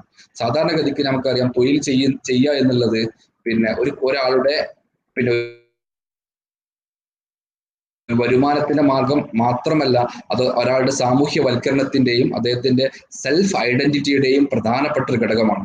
അതുകൊണ്ട് തന്നെ ഭിന്നശേഷിക്കാരുടെ ശാക്തീകരണത്തിൽ ഏറ്റവും പ്രധാനപ്പെട്ട ഒന്നാണ് അവരുടെ തൊഴിൽ. അവരുടെ പരിമിതിക്ക് അനുയോജ്യമായ, അവരുടെ കഴിവിന് അനുയോജ്യമായ, അവരുടെ സാഹചര്യത്തിന് അനുയോജ്യമായ ഒരു തൊഴിൽ മേഖല അവർക്ക് കണ്ടെത്തുക. ഭിന്നശേഷിക്കാരുടെ തൊഴിൽ സംവിധാനം എന്നും പറയുമ്പോൾ അവരുടെ പരിമിതികൾ കൃത്യമായി മനസ്സിലാക്കി അവരുടെ സാമൂഹ്യവൽക്കരണം ഉറപ്പുവരുത്തുന്ന രീതിയിലുള്ള ഒരു തൊഴിലായിരിക്കണം ഉണ്ടാവേണ്ടത്. അപ്പോൾ അങ്ങനെ ഒരു തൊഴിൽ സംവിധാനത്തിലേക്ക്, സ്കിൽ ട്രെയിനിങ്ങിലേക്ക് വരുത്തണം എന്നുണ്ടെങ്കിൽ നമുക്ക് സാധാരണ ഒരു കരിയർ ഗൈഡൻസ് മാത്രം പോരാ. ഈ ഭിന്നശേഷിക്കാരുടെ അവരുടെ ഇന്നേറ്റ് ആയുള്ള പ്രശ്നങ്ങൾക്ക് പരിഹാരം കൃത്യമായി കാണേണ്ടതുണ്ട്. അപ്പം സാധാരണ ഇവരുടെ തൊഴിൽ പരിശീലനത്തിന് മുമ്പായിട്ട് അവരുടെ ഫിസിക്കലായിട്ടുള്ള ആവശ്യങ്ങൾ, ബുദ്ധിമുട്ടുകൾ പരിഹരിക്കേണ്ടതുണ്ട്, വൈകാരികമായ ഇമോഷണൽ ആയിട്ട് പ്രശ്നങ്ങൾ പരിഹരിക്കേണ്ടത്, സൈക്കോളജിക്കൽ പ്രശ്നങ്ങൾ പരിഹരിക്കേണ്ടതുണ്ട്, അതുപോലെ സോഷ്യൽ പ്രശ്നങ്ങൾ പരിഹരിക്കേണ്ടതുണ്ട്, വൊക്കേഷണൽ തൊഴിൽ സ്കിൽ ആവശ്യമായ കാര്യങ്ങൾ പരിഗണിക്കണം. ഒരു സമഗ്രമായ ഇടപെടൽ, കോംപ്രഹെൻസീവായ ഇടപെടൽ നമുക്ക് ഇവരുടെ ജീവിതത്തിൽ വേണം. അപ്പം ഈ പ്രത്യേകിച്ച് ഇവരുടെ ഡിസബിലിറ്റിയുടെ എംപവർമെന്റിൽ പ്രധാനമായി നമ്മൾ പറയുന്ന ഒരു കാര്യമാണ് ഇവരുടെ തൊഴിലധിഷ്ഠിത പുനരധിവാസം. കാരണം ആ തൊഴിലധിഷ്ഠിത പുനരധിവാസം പ്രധാനമായി ലക്ഷ്യം വെക്കുന്നത് 3 കാര്യങ്ങളാണ്. ഒന്ന് അതിജീവനത്തിനാണ്, പ്രത്യേകിച്ച് അവരുടെ വരുമാനം, സർവൈവൽ നീഡ്സ് പൂർത്തീകരിക്കുക. കാരണം നിങ്ങൾക്കറിയാം ഭിന്നശേഷിയും പോവർട്ടിയും ദാരിദ്ര്യവും നിങ്ങൾ ഒരുമിച്ച് വായിക്കേണ്ട കാര്യമാണ്. കാരണം പല സ്റ്റഡീസും പറയുന്നു ഭിന്നശേഷിക്കാരനായ ഒരു കുട്ടി കൃത്യമായ ഒരു 5 വർഷം റെഗുലറായി തെറാപ്പി എടുക്കുകയാണെങ്കിൽ ആ കുട്ടിയുടെ ഫാമിലി പോവർട്ടിയിലേക്ക് പോകും. കാരണം അത്രയും എക്സ്പെൻസീവ് ആയിട്ട് തെറാപ്പി സംവിധാനങ്ങൾ ആണ് ഇന്ന് പലപ്പോഴും ഉള്ളത്. അതുകൊണ്ട് തന്നെ ഇവരുടെ സാമ്പത്തികത്തിനെയും പോവർട്ടിയും കൂടി ഭിന്നശേഷിയെ കൂടെ നമ്മൾ ചേർത്ത് വായിക്കേണ്ടതാണ്. അപ്പം ഇത് തൊഴിൽ പ്രധാനമായിട്ട് ഇവർക്ക് എംപ്ലോയബിലിറ്റി ഉണ്ടാകുകയാണെങ്കിൽ അത് ആദ്യമായി ലക്ഷ്യം വെക്കേണ്ടത് ഇവരുടെ കഴിവിനനുസരിച്ചുള്ള വരുമാന മാർഗം ഇത് തൊഴിലിൽ നിന്ന് ലഭിക്കുന്നുണ്ടോ, അത് നമ്മുടെ മാർക്കറ്റിൽ കൃത്യമായി ഉപയോഗിക്കാൻ പറ്റുന്ന തൊഴിൽ പരിശീലനമാണോ ഇവർക്ക് ലഭിക്കുന്നത്. രണ്ടാമത് സാമൂഹ്യ ബന്ധം. നിങ്ങൾക്കറിയാം നമ്മുടെ പ്രധാന ഐഡന്റിറ്റിയും നമ്മുടെ ഈ സോഷ്യൽ ലൈഫൊക്കെ പ്രധാനമായും നമ്മുടെ തൊഴിലുമായി ബന്ധപ്പെട്ടായിരിക്കും. അതുകൊണ്ട് തന്നെ ഭിന്നശേഷിക്കാരുടെ എംപ്ലോയബിലിറ്റി എന്ന് പറയുമ്പോൾ പ്രധാനമായും അവർക്കൊരു സാമൂഹ്യവൽക്കരണത്തിന്, സോഷ്യൽ ഇന്ററാക്ഷൻ ആവശ്യമായുള്ള സാഹചര്യങ്ങൾ ലഭിക്കുന്നുണ്ടോ. മൂന്നാമത്തത് ഐഡന്റിറ്റി കൊടുക്കുന്നുണ്ടോ. അവർ അഭിമാനകരമായി ഇത് ഞാനൊരു ജോലിക്കാരനാണെന്ന് മറ്റുള്ളവർ പറയുന്ന പോലെ നമ്മൾ ഒരു ഐഡന്റിറ്റി, ഒരു സെൽഫ് ഡിറ്റർമിനേഷൻ കിട്ടുന്ന, സെൽഫ് ഡിസിഷൻ പവർ കിട്ടുന്ന രീതിയിലുള്ള ജോലികളാണോ നമ്മൾ കൊടുക്കുന്നത്. ഈ 3 ലക്ഷ്യങ്ങൾ പൂർത്തീകരിക്കുന്ന രീതിയിലുള്ള എംപ്ലോയബിലിറ്റിയാണ് നമ്മൾ ഇവർക്ക് ഉദ്ദേശിക്കുന്നത്. രണ്ടാമത്തത്, എപ്പോഴാണ് നമ്മൾ തൊഴിൽ പരിശീലനം ആരംഭിക്കുക എന്നുള്ള ചോദ്യം പലപ്പോഴും ചോദിക്കാറുണ്ട്. പ്രധാനമായിട്ട് മനസ്സിലാക്കേണ്ടത് ഭിന്നശേഷിക്കാരുടെ തൊഴിലിന് തടസ്സപ്പെടുന്നത് അവരുടെ വൈകല്യങ്ങൾ തന്നെയാണ്. അപ്പൊ അതുകൊണ്ട് ഒരു 18 വയസ്സ് കഴിഞ്ഞ ശേഷം മാത്രമല്ല അവരുടെ എംപ്ലോയബിലിറ്റി ആലോചിക്കേണ്ടത്. അവർ സ്കൂൾ പഠിക്കുമ്പോൾ തന്നെ ഈ എംപ്ലോയബിലിറ്റിക്ക് ആവശ്യമായിട്ടുള്ള പ്രാഥമികമായ കഴിവുകൾ അവർക്കുണ്ടോ, അവരുടെ പ്രദേശ വൈകല്യങ്ങളുടെ ഗുരുതരാവസ്ഥ തടയാൻ ആവശ്യമായുള്ള പ്രിവെൻഷൻ, ഏർലി ഐഡന്റിഫിക്കേഷൻ, മാനേജ്മെന്റ് നടത്തേണ്ടതുണ്ട്. അതോടൊപ്പം ഏറ്റവും പ്രധാനപ്പെട്ട 4ാമത്തെ ഘടകം പ്രീ വൊക്കേഷണൽ സ്കിൽസ്. അതായത് വൊക്കേഷനിലേക്ക് പോകുന്നതിന് മുമ്പുള്ള ഒരു പ്രീ വൊക്കേഷണൽ സ്കിൽ ട്രെയിനിങ് നിർബന്ധമായും നമ്മൾ ഈ കുട്ടികൾക്ക് കൊടുത്തിരിക്കണം. അതിനാണ് നമ്മൾ ട്രാൻസിഷൻ എന്ന് വിളിക്കുക. ഈ എംപ്ലോയബിലിറ്റിയിലേക്ക് പോകുന്നതിന് മുമ്പ് മിനിമം 1 വർഷത്തെങ്കിലും പ്രീ വൊക്കേഷണൽ സ്കിൽ. സാധാരണ നമ്മൾ പ്രീ വൊക്കേഷണൽ സ്കിൽസിനെ കുറിച്ച് കേട്ടിട്ടുണ്ട്. നമ്മുടെ ഈ ഭിന്നശേഷിക്കാരായ കുട്ടികൾക്ക് പ്രത്യേകിച്ച് അവരുടെ പരിമിതികൾ മറികടക്കാൻ ആവശ്യമായിട്ടുള്ള ജോലി ചെയ്യുമ്പോൾ അതിനാവശ്യമായിട്ടുള്ള കഴിവുകൾ, functional academic skills, time management skill, safety skill, adaptive living skills, ഇതുപോലത്തെ ഏകദേശം 12ഓളം വ്യത്യസ്തമായ കഴിവുകളുണ്ട്. ഈ കഴിവുകൾ അവർക്ക് കൊടുത്ത ശേഷമായിരിക്കണം അവരുടെ താല്പര്യത്തിനും അവരുടെ അഭിരുചിക്കും അവരുടെ പരിമിതിക്കും അനുസരിച്ചുള്ള ഒരു വൊക്കേഷണൽ ഒരു എംപ്ലോയബിലിറ്റി സാഹചര്യങ്ങൾ കൊടുക്കേണ്ടതുണ്ട്. രണ്ടാമത്തത് ഇവരുടെ ഒരു എംപ്ലോയബിലിറ്റി പൂർണ്ണമാകണമെങ്കിൽ കൃത്യമായുള്ള ഒരു ഇൻക്ലൂസീവ് മേഖലയിലുള്ള എംപ്ലോയ്മെന്റ് സെറ്റപ്പ് ഉണ്ടാണെങ്കിൽ നമ്മുടെ പ്ലേസ്മെന്റ് ഫോളോ അപ്പ് സംവിധാനം കൂടി കൃത്യമായി കൊടുക്കേണ്ടിയിരിക്കുന്നു.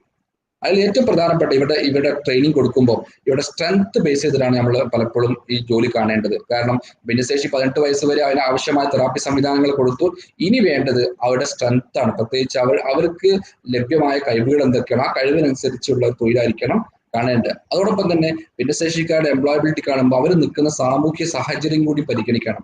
അവരുടെ ചുറ്റുപാടുള്ള രക്ഷിതാക്കളുടെ താല്പര്യം, അവരുടെ നൈബേഴ്സിന്റെ താല്പര്യം, അവരുടെ ബന്ധുക്കളുടെ താല്പര്യം, സാമൂഹ്യ സാഹചര്യങ്ങളിൽ ലഭ്യമാകുന്ന അവസരങ്ങൾ എല്ലാം ഉപയോഗിപ്പിച്ചുകൊണ്ടായിരിക്കണം ഒരു സോഷ്യൽ പങ്കാളിത്തത്തോട്, കമ്മ്യൂണിറ്റി പങ്കാളിത്തത്തോടു കൂടിയുള്ള ഒരു പാർട്ടിസിപ്പേറ്ററി ആയിട്ടുള്ള മോഡലിലൂടെ ആയിരിക്കണം അവർക്ക് എംപ്ലോയബിലിറ്റി കൊടുക്കേണ്ടത്.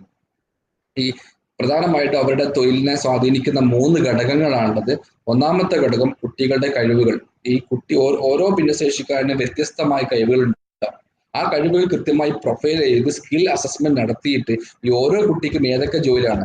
ചില കുട്ടികൾക്ക് തീരെ അടങ്ങിയിരിക്കാൻ പറ്റില്ല, അപ്പൊ കൊടുക്കേണ്ടത് വേറെ ആയിരിക്കും. ചില കുട്ടികൾ തീരെ ആക്റ്റീവ് അല്ല, അപ്പൊ അവർക്ക് കൊടുക്കേണ്ട ജോലികൾ വ്യത്യസ്തമായിരിക്കും. അപ്പൊ കുട്ടികളുടെ കഴിവിനനുസരിച്ച് കൃത്യമായി ശാസ്ത്രീയമായി ഒരു മനഃശാസ്ത്രീയ ഒരു റീഹാബിലിറ്റേഷൻ പ്രൊഫഷണൽസ് സഹായത്തോടുകൂടി കഴിവുകൾ അസസ് ചെയ്ത് രണ്ടാമത് അവർക്ക് ആവശ്യമായ അവസരങ്ങൾ ഉണ്ടാകും. പലപ്പോഴും ഭിന്നശേഷിക്കാർക്ക് ട്രെയിനിങ് കൊടുത്ത് വൊക്കേഷണൽ എംപ്ലോയബിലിറ്റിക്ക് തയ്യാറായി, പക്ഷെ സമൂഹം അവർ ഉൾക്കൊള്ളാൻ തയ്യാറല്ല. അപ്പം ഈ ഭിന്നശേഷിക്കാരുടെ എംപ്ലോയബിലിറ്റിയും അക്സസിബിലിറ്റിയും ഉറപ്പുവരുത്തണമെങ്കിൽ ഏറ്റവും പ്രധാനപ്പെട്ടത് അതിനാവശ്യമായ അവസരങ്ങൾ സൃഷ്ടിക്കണം. നിങ്ങൾക്കറിയാം, സ്കാൻഡിനേവിയൻ കൺട്രീസിലൊക്കെ ഒരു ഓഫീസിൽ 4 പേരെ വെക്കുന്നുണ്ടെങ്കിൽ 4ാമത്തെ ആൾ നിർബന്ധമായും ഭിന്നശേഷിക്കാരനായിരിക്കണം. ഇന്ന് കേരള സർക്കാർ ഭിന്നശേഷിക്കാർക്ക് വേണ്ടി 4% തൊഴിൽ സംവരണം വരുത്തിയിട്ടുണ്ട്. അത് നമ്മളെ ബാക്കി മേഖലകളിലും കൂടി ഉറപ്പുവരുത്തുകയാണെങ്കിൽ നമ്മുടെ എല്ലാ കമ്പനികളിലും എല്ലാ തൊഴിലിടങ്ങളിലും ഭിന്നശേഷിക്കാർക്കുള്ള അവസരങ്ങളും കൂടി സൃഷ്ടിക്കപ്പെടും. മൂന്നാമത്തത് കുട്ടികളുടെ കഴിവ് പരിശോധിച്ചു, അവസരങ്ങളുണ്ടായി. ഏറ്റവും പ്രധാനപ്പെട്ടത് സമൂഹത്തിന്റെ മനോഭാവം കൂടി. അതായത് ഇവരുടെ മനോഭാവം എന്ന് പറയുമ്പോൾ സമൂഹം അവരെ ഉൾക്കൊള്ളുന്നുണ്ടോ. പലപ്പോഴും ഭിന്നശേഷിക്കാരെ ശാക്തീകരിച്ച് റെഡിയാകും, പക്ഷെ സമൂഹത്തിൽ നിന്നുള്ള അവഗണന എന്ന് പറയുന്നത് ഡയറക്റ്റ് ആയിട്ടുള്ള ആയിരിക്കില്ല. പലപ്പോഴും അവരെ ഉൾക്കൊള്ളാനുള്ള, അവരുടെ കഴിവുകളെ മനസ്സിലാക്കാനുള്ള, അവർക്ക് ആവശ്യമായ പരിഗണന കൊടുക്കാനുള്ള ആറ്റിറ്റ്യൂഡൽ പ്രശ്നങ്ങൾ പലപ്പോഴും ഉണ്ടാവാറുണ്ട്. അപ്പോൾ സാമൂഹ്യ മനോഭാവം, സോഷ്യൽ ഇൻക്ലൂഷൻ ഉറപ്പുവരുത്താൻ ആവശ്യമായ, സോഷ്യൽ ആറ്റിറ്റ്യൂഡ് ചേഞ്ചിന് ആവശ്യമായ മേഖലയും കൂടി നമ്മൾ പ്രവർത്തിക്കേണ്ടതുണ്ട്. ഞാൻ പറഞ്ഞു ഈ എംപ്ലോയബിലിറ്റിക്ക് പോകുന്നതിന് മുമ്പുള്ള പ്രീ വൊക്കേഷണൽ സ്കിൽ ട്രെയിനിങ് ആണ് മറ്റൊന്ന്. ഈ പ്രീ വൊക്കേഷണൽ സ്കിൽ ട്രെയിനിങ് എന്ന 1 വർഷത്തെ പ്രോഗ്രാം ആയിരിക്കും.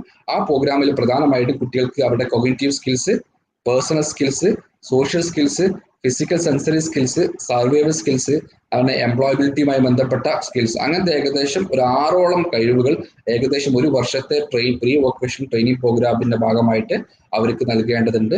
അത് ആ സമയത്ത് അവരുടെ behaviour problems, emotional problems, medical issues ഒക്കെ ഡീൽ ചെയ്യും. അപ്പോൾ ആ സ്കിൽ കൊടുക്കുമ്പോൾ ഗ്രൂപ്പായിട്ടോ ഇൻഡിവിജ്വലായി കൊടുക്കണമെങ്കിൽ കാണാൻ പറ്റും. കുട്ടികളുടെ ഫൈൻ മോട്ടോർ സ്കിൽ ട്രെയിനിങ് കൊടുക്കുന്ന ഒരു ട്രെയിനിങ് ആണ്. മറ്റൊന്ന് കുട്ടികളുടെ സോർട്ടിംഗ് പഠിപ്പിക്കും. കുട്ടികൾ കോഗ്നിറ്റീവ് സ്കിൽസും അറ്റൻഷൻ, കോൺസെൻട്രേഷൻ ഉള്ള സ്കില്ല് വർദ്ധിക്കുന്ന മറ്റു ട്രെയിനിങ്.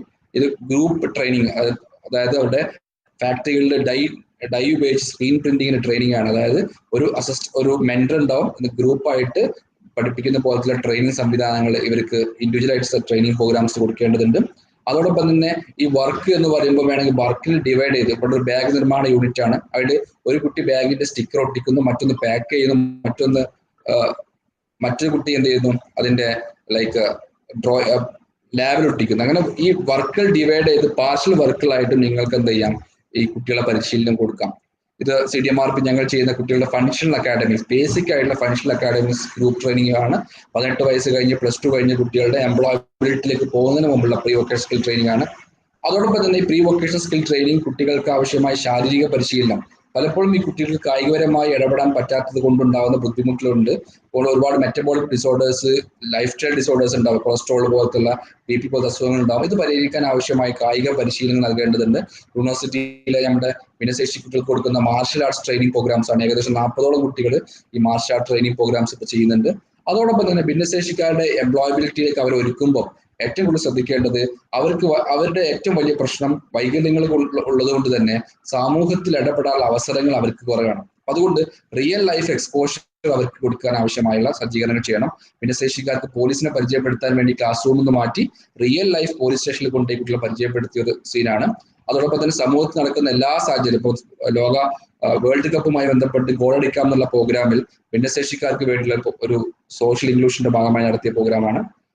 സാധാരണ NSS കുട്ടികൾ ക്യാമ്പ് നടത്തുമ്പോൾ ഭിന്നശേഷി കുട്ടികൾക്ക് വേണ്ടി ക്യാമ്പ് ഉണ്ടാവാറില്ല. പക്ഷേ ഭിന്നശേഷി കുട്ടികളെയും ഉൾക്കൊള്ളുകൊണ്ടുള്ള റെസിഡൻഷ്യൽ ക്യാമ്പ് പ്രോഗ്രാംസ് സംഘടിപ്പിക്കേണ്ടതുണ്ട്. ഇത്രയും കാര്യങ്ങളാണ് മുന്നൊരുക്കമായി ചെയ്യേണ്ടത്. ഇനി നമുക്ക് അവർക്ക് ആവശ്യമായ ഒരു എംപ്ലോയ്മെന്റ് സാധ്യത തെരഞ്ഞെടുക്കുമ്പോൾ ശ്രദ്ധിക്കേണ്ട കാര്യങ്ങൾ, പ്രധാനപ്പെട്ട 6 കാര്യങ്ങളാണ് ഉള്ളത്. ഏറ്റവും ഒന്നാമത്തത് സ്കിൽ ബേസ്ഡ് ആയിരിക്കണം. സ്കിൽ ബേസ്ഡ് എന്ന് ഉദ്ദേശിച്ചത് ഓരോ കുട്ടിക്കും വ്യത്യസ്തമായ കഴിവുകളുണ്ടാവും. സാധാരണ നമ്മൾ കരിയർ ഗൈഡൻസിൽ പൊതു കുട്ടികൾക്ക് പറയുന്നത് പോലെ തന്നെ ഇൻഡസ്ട്രിയൽ ഡിസബിൾ ആയ ആൾക്കാരുടെയും കഴിവുകൾ കൃത്യമായി കണ്ടെത്തിയിട്ട് അതിനാവശ്യമായിട്ടുള്ള സംവിധാനമായിരിക്കണം ഉണ്ടായിരിക്കേണ്ടത്. അല്ലെങ്കിൽ ഭിന്നശേഷിക്കാർക്ക് പ്രത്യേക ജോലി റിസർവ് ചെയ്യുമ്പോൾ അവരുടെ പരിമിതികളും അവരുടെ കഴിവുകളും കൃത്യമായി കണ്ടെത്തി അതിനനുയോജ്യമായുള്ള സംവിധാനങ്ങളാണ് ഉണ്ടാക്കേണ്ടത്. മറ്റൊന്ന് ഇൻട്രസ്റ്റ്. പലപ്പോഴും ഭിന്നശേഷിക്കാരുടെ എംപ്ലോയബിലിറ്റി എന്ന് പറയുമ്പോൾ അവരുടെ ഇൻട്രസ്റ്റ്, അവരുടെ താല്പര്യമോ നമ്മൾ പരിഗണിക്കാറില്ല. നമുക്കൊരു പൊതുവായുള്ള എന്തെങ്കിലും ഒരു അസിസ്റ്റന്റ് ജോബോ അല്ലെങ്കിൽ അറ്റൻഡന്റ് ജോബോ കൊടുക്കുക എന്നല്ലാതെ അവരുടെ താല്പര്യങ്ങൾ കൃത്യമായി മനസ്സിലാക്കാനും ഡിസ്കസ് ചെയ്യാനും അത് ഉൾക്കൊണ്ടുള്ള ഒരു തൊഴിൽ സംവിധാനമാണ് നമ്മൾ ഉണ്ടാക്കേണ്ടത്. മറ്റൊന്ന് മാർക്കറ്റബിലിറ്റി. പലപ്പോഴും ഭിന്നശേഷിക്കാരുടെ തൊഴിൽ എന്ന് പറഞ്ഞുകൊണ്ട് നമ്മുടെ സ്കൂളുകളിൽ സ്പെഷ്യൽ സ്കൂളുകൾ ചെയ്യുന്നത് വെച്ച് കഴിഞ്ഞാൽ മാർക്കറ്റിൽ തീരെ മാർക്കറ്റ് വാല്യൂ ഇല്ലാത്ത പ്രൊഡക്റ്റുകൾ പലപ്പോഴും ഉണ്ടാക്കാറുണ്ട്. അല്ലെങ്കിൽ അവർക്ക് കൊടുക്കുന്ന സ്കിൽ ട്രെയിനിങ് പലപ്പോഴും മാർക്കറ്റിൽ, ഉദാഹരണത്തിന് paper making, binding, leather making, shopping, bag making, അത് മാർക്കറ്റിൽ കൂടുതലായി സുലഭമായി മാർക്കറ്റബിൾ ആയ എംപ്ലോയബിലിറ്റി ഓപ്പർച്യൂണിറ്റി കുറഞ്ഞ രീതിയിലുള്ള സ്കിൽ ട്രെയിനിങ് ആണ് പലപ്പോഴും കൊടുക്കാറ്. അതുകൊണ്ട് തന്നെ എംപ്ലോയബിലിറ്റി ഓപ്പർച്യൂണിറ്റി കൂടിയ കഴിവുകൾ കൃത്യമായി കണ്ടെത്തി ഏതൊക്കെ മേഖലയാണോ പറ്റുക എന്നുള്ളത് ഒരു ജോബ് അനാലിസിസ് കൂടി ചെയ്ത ശേഷമായിരിക്കണം ഇവർക്ക് തൊഴിൽ സംവിധാനം കണ്ടെത്തേണ്ടത്. നാലാമത് ഏറ്റവും പ്രധാനപ്പെട്ടത് ഒരു സോഷ്യൽ ഇൻക്ലൂഷൻ പ്രൊമോട്ട് ചെയ്യണം. പലപ്പോഴും ഭിന്നശേഷിക്കാരെ തൊഴിൽ പരിശീലന കേന്ദ്രം എന്ന് പറഞ്ഞുകൊണ്ട് സമൂഹത്തിൽ മാറ്റി നിർത്തിയ ഒരു പ്രത്യേക ഷെൽട്ടർ ഉണ്ടാക്കി അവരെ സമൂഹത്തിൽ മാറ്റി നിർത്തുന്ന ഒരു സോഷ്യൽ എൻട്രാപ്പിംഗ് ഇഷ്യൂ പോലെയാണ് ഇവരെ മാറ്റുന്നത്. അതുകൊണ്ട് ഭിന്നശേഷിക്കാരെ തൊഴിൽ ഉറപ്പുവരുത്തണമെങ്കിൽ സാമൂഹ്യപരമായി ഇടപെടാൻ പറ്റുന്ന മറ്റുള്ളവരെ പോലെ തന്നെ കൃത്യമായി സോഷ്യൽ ഇൻക്ലൂഷൻ പ്രൊമോട്ട് ചെയ്യുന്ന രീതിയിലുള്ള ജോലികളായിരിക്കണം. അവസാനമായിട്ട് അവരെ കരിയർ എംപവർമെന്റ്, അതായത് അവർക്ക് സാധാരണ നമ്മൾ കരിയർ ലാഡർ എന്ന് പറയുന്ന പോലെ പ്രൊമോഷനും അവർക്ക് സെൽഫ് ഗ്രോത്തും സോഷ്യൽ ഗ്രോത്തും പ്രൊഫഷണൽ ഗ്രോത്ത് ഒക്കെ ഉറപ്പുവരുത്തുന്ന രീതിയിലുള്ള ഒരു കരിയറും കൂടിയാണ് ഉണ്ടായിരിക്കേണ്ടത്. ഇത്രയും കാര്യങ്ങൾ ഉറപ്പുവരുത്തുവാൻ വേണ്ടിയുള്ള ഒരു ഇടപെടൽ നമ്മുടെ ഭാഗത്ത് ഉണ്ടാവേണ്ടിയിരിക്കുന്നു.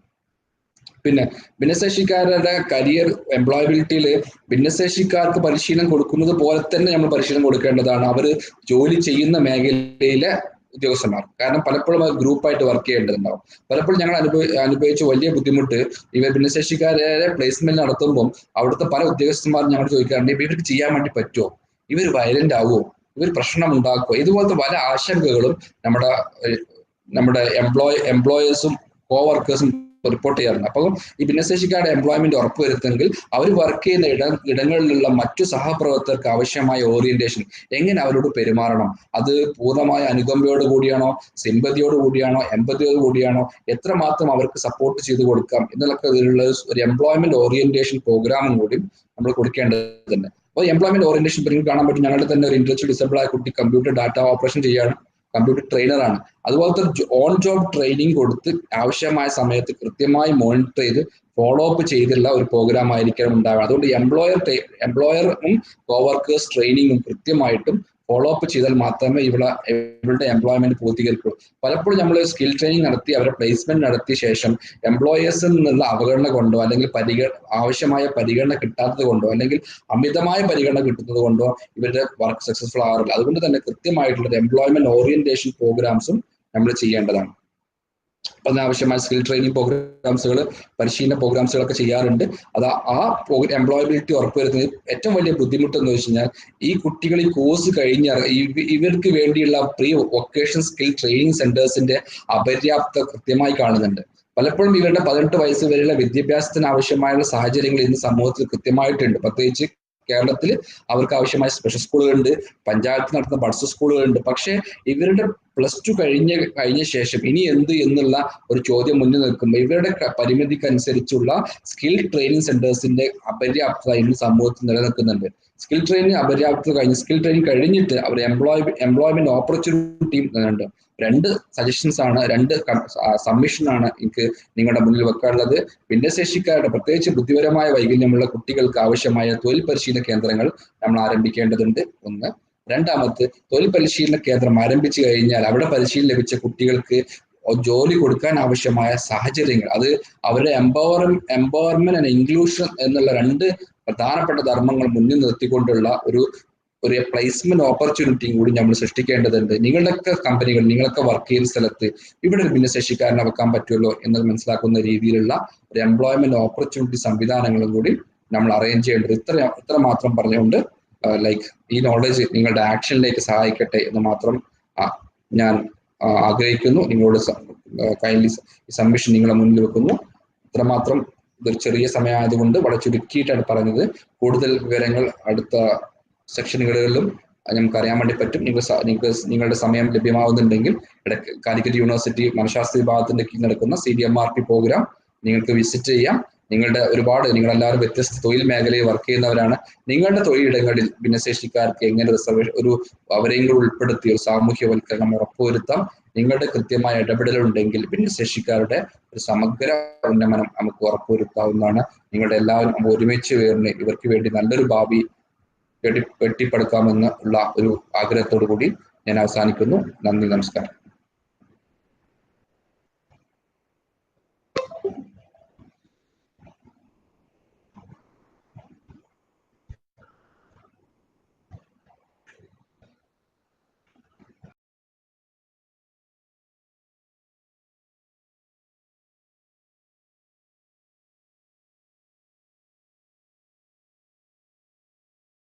ഇത്തരത്തിൽ വ്യാപകമായിട്ട് ഇത് ആചരിക്കുന്നുണ്ട് എന്ന് കാണുമ്പോൾ തീർച്ചയായിട്ടും സന്തോഷവും തോന്നുന്നുണ്ട്. എന്തായാലും ഞാനിവിടെ അല്പസമയം നിങ്ങൾക്ക് മുമ്പിൽ social perceptions towards disable employees എന്നുള്ള വിഷയത്തെ സംബന്ധിച്ച് കുറച്ച് കാര്യങ്ങൾ സംസാരിക്കാം എന്നുള്ളൊരു ധാരണയിലാണ് ഇവിടെ ഉള്ളത്. അപ്പോ ഈ വിഷയ സംബന്ധിയായിട്ട് നമ്മൾ ഒട്ടേറെ ഗവേഷണങ്ങളും മറ്റു പ്രബന്ധങ്ങളും മറ്റുമൊക്കെ നമുക്ക് കാണാൻ പറ്റും. ഞാൻ എന്തായാലും വളരെ ചുരുക്കി ഈ വിഷയത്തെ സംബന്ധിച്ച് കുറച്ച് കാര്യങ്ങൾ പറയാനാണ് ഉദ്ദേശിക്കുന്നത്. നമ്മുടെ റഹ്മത്തുൽ സാർ ശേഷം എനിക്ക് സംസാരിച്ച ശേഷം സംസാരിക്കുമ്പോൾ എനിക്ക് മനസ്സിലാക്കാൻ പറ്റുന്നത് അദ്ദേഹം ഗവൺമെന്റിന്റെ പോളിസി വികലാംഗരുടെ ജോലി സംബന്ധമായിട്ടും അവരുടെ ആക്സസിബിലിറ്റി, അവരുടെ പൊതുയിടങ്ങളും പൊതുസ്ഥലങ്ങളും മറ്റു വിവിധ മേഖലകളിലേക്ക് എത്തിപ്പെടാൻ ആവശ്യമായിട്ടുള്ള രീതിയിൽ സർക്കാരുകൾ വികലാംഗർക്ക് അല്ലെങ്കിൽ വികലാംഗരെ പ്രത്യേകിച്ച് ഉദ്ദേശിച്ചുകൊണ്ട് നടപ്പാക്കുന്ന പദ്ധതികളെ സംബന്ധിച്ചുള്ള ഒരു ചർച്ചയായിരിക്കും അദ്ദേഹം ഉദ്ദേശിക്കുന്നതാണ് മനസ്സിലാക്കുന്നത്. അപ്പൊ അതിനെ തുടർന്ന് അല്ലെങ്കിൽ അതിനോടനുബന്ധമായിട്ട് പൊതുസമൂഹത്തിന്റെ ഭാഗത്തു നിന്ന്, സർക്കാരിന്റെ ഭാഗത്തു നിന്ന് അല്ലാതെ അതിനപ്പുറത്തേക്ക് പൊതുസമൂഹത്തിന്റെ ഭാഗത്തു നിന്ന് വികലാംഗരായിട്ടുള്ള എംപ്ലോയീസ് അല്ലെങ്കിൽ വികലാംഗരായിട്ടുള്ള വർക്കേഴ്സിനെ സംബന്ധിച്ചും അല്ലെങ്കിൽ വികലാംഗരായ ആളുകൾ മറ്റു മേഖലകളിൽ പല മേഖലകളിലേക്ക് കടന്നു വരുമ്പോൾ പൊതുസമൂഹം അതിനെ എങ്ങനെയാണ് സ്വീകരിക്കുന്നത്, അതിന്റെ സോഷ്യൽ ആക്സെപ്റ്റൻസ് എത്രത്തോളം ഈ പൊതുസമൂഹത്തിൽ ഇത്തരം വിഷയങ്ങളെ സംബന്ധിച്ചുള്ള കാഴ്ചപ്പാടുണ്ട്. അതിനെ സംബന്ധിച്ചുള്ള കുറച്ച് കാര്യങ്ങളാണ് ഇവിടെ വിശദീകരിക്കാൻ പറയാൻ ഉദ്ദേശിക്കുന്നത്.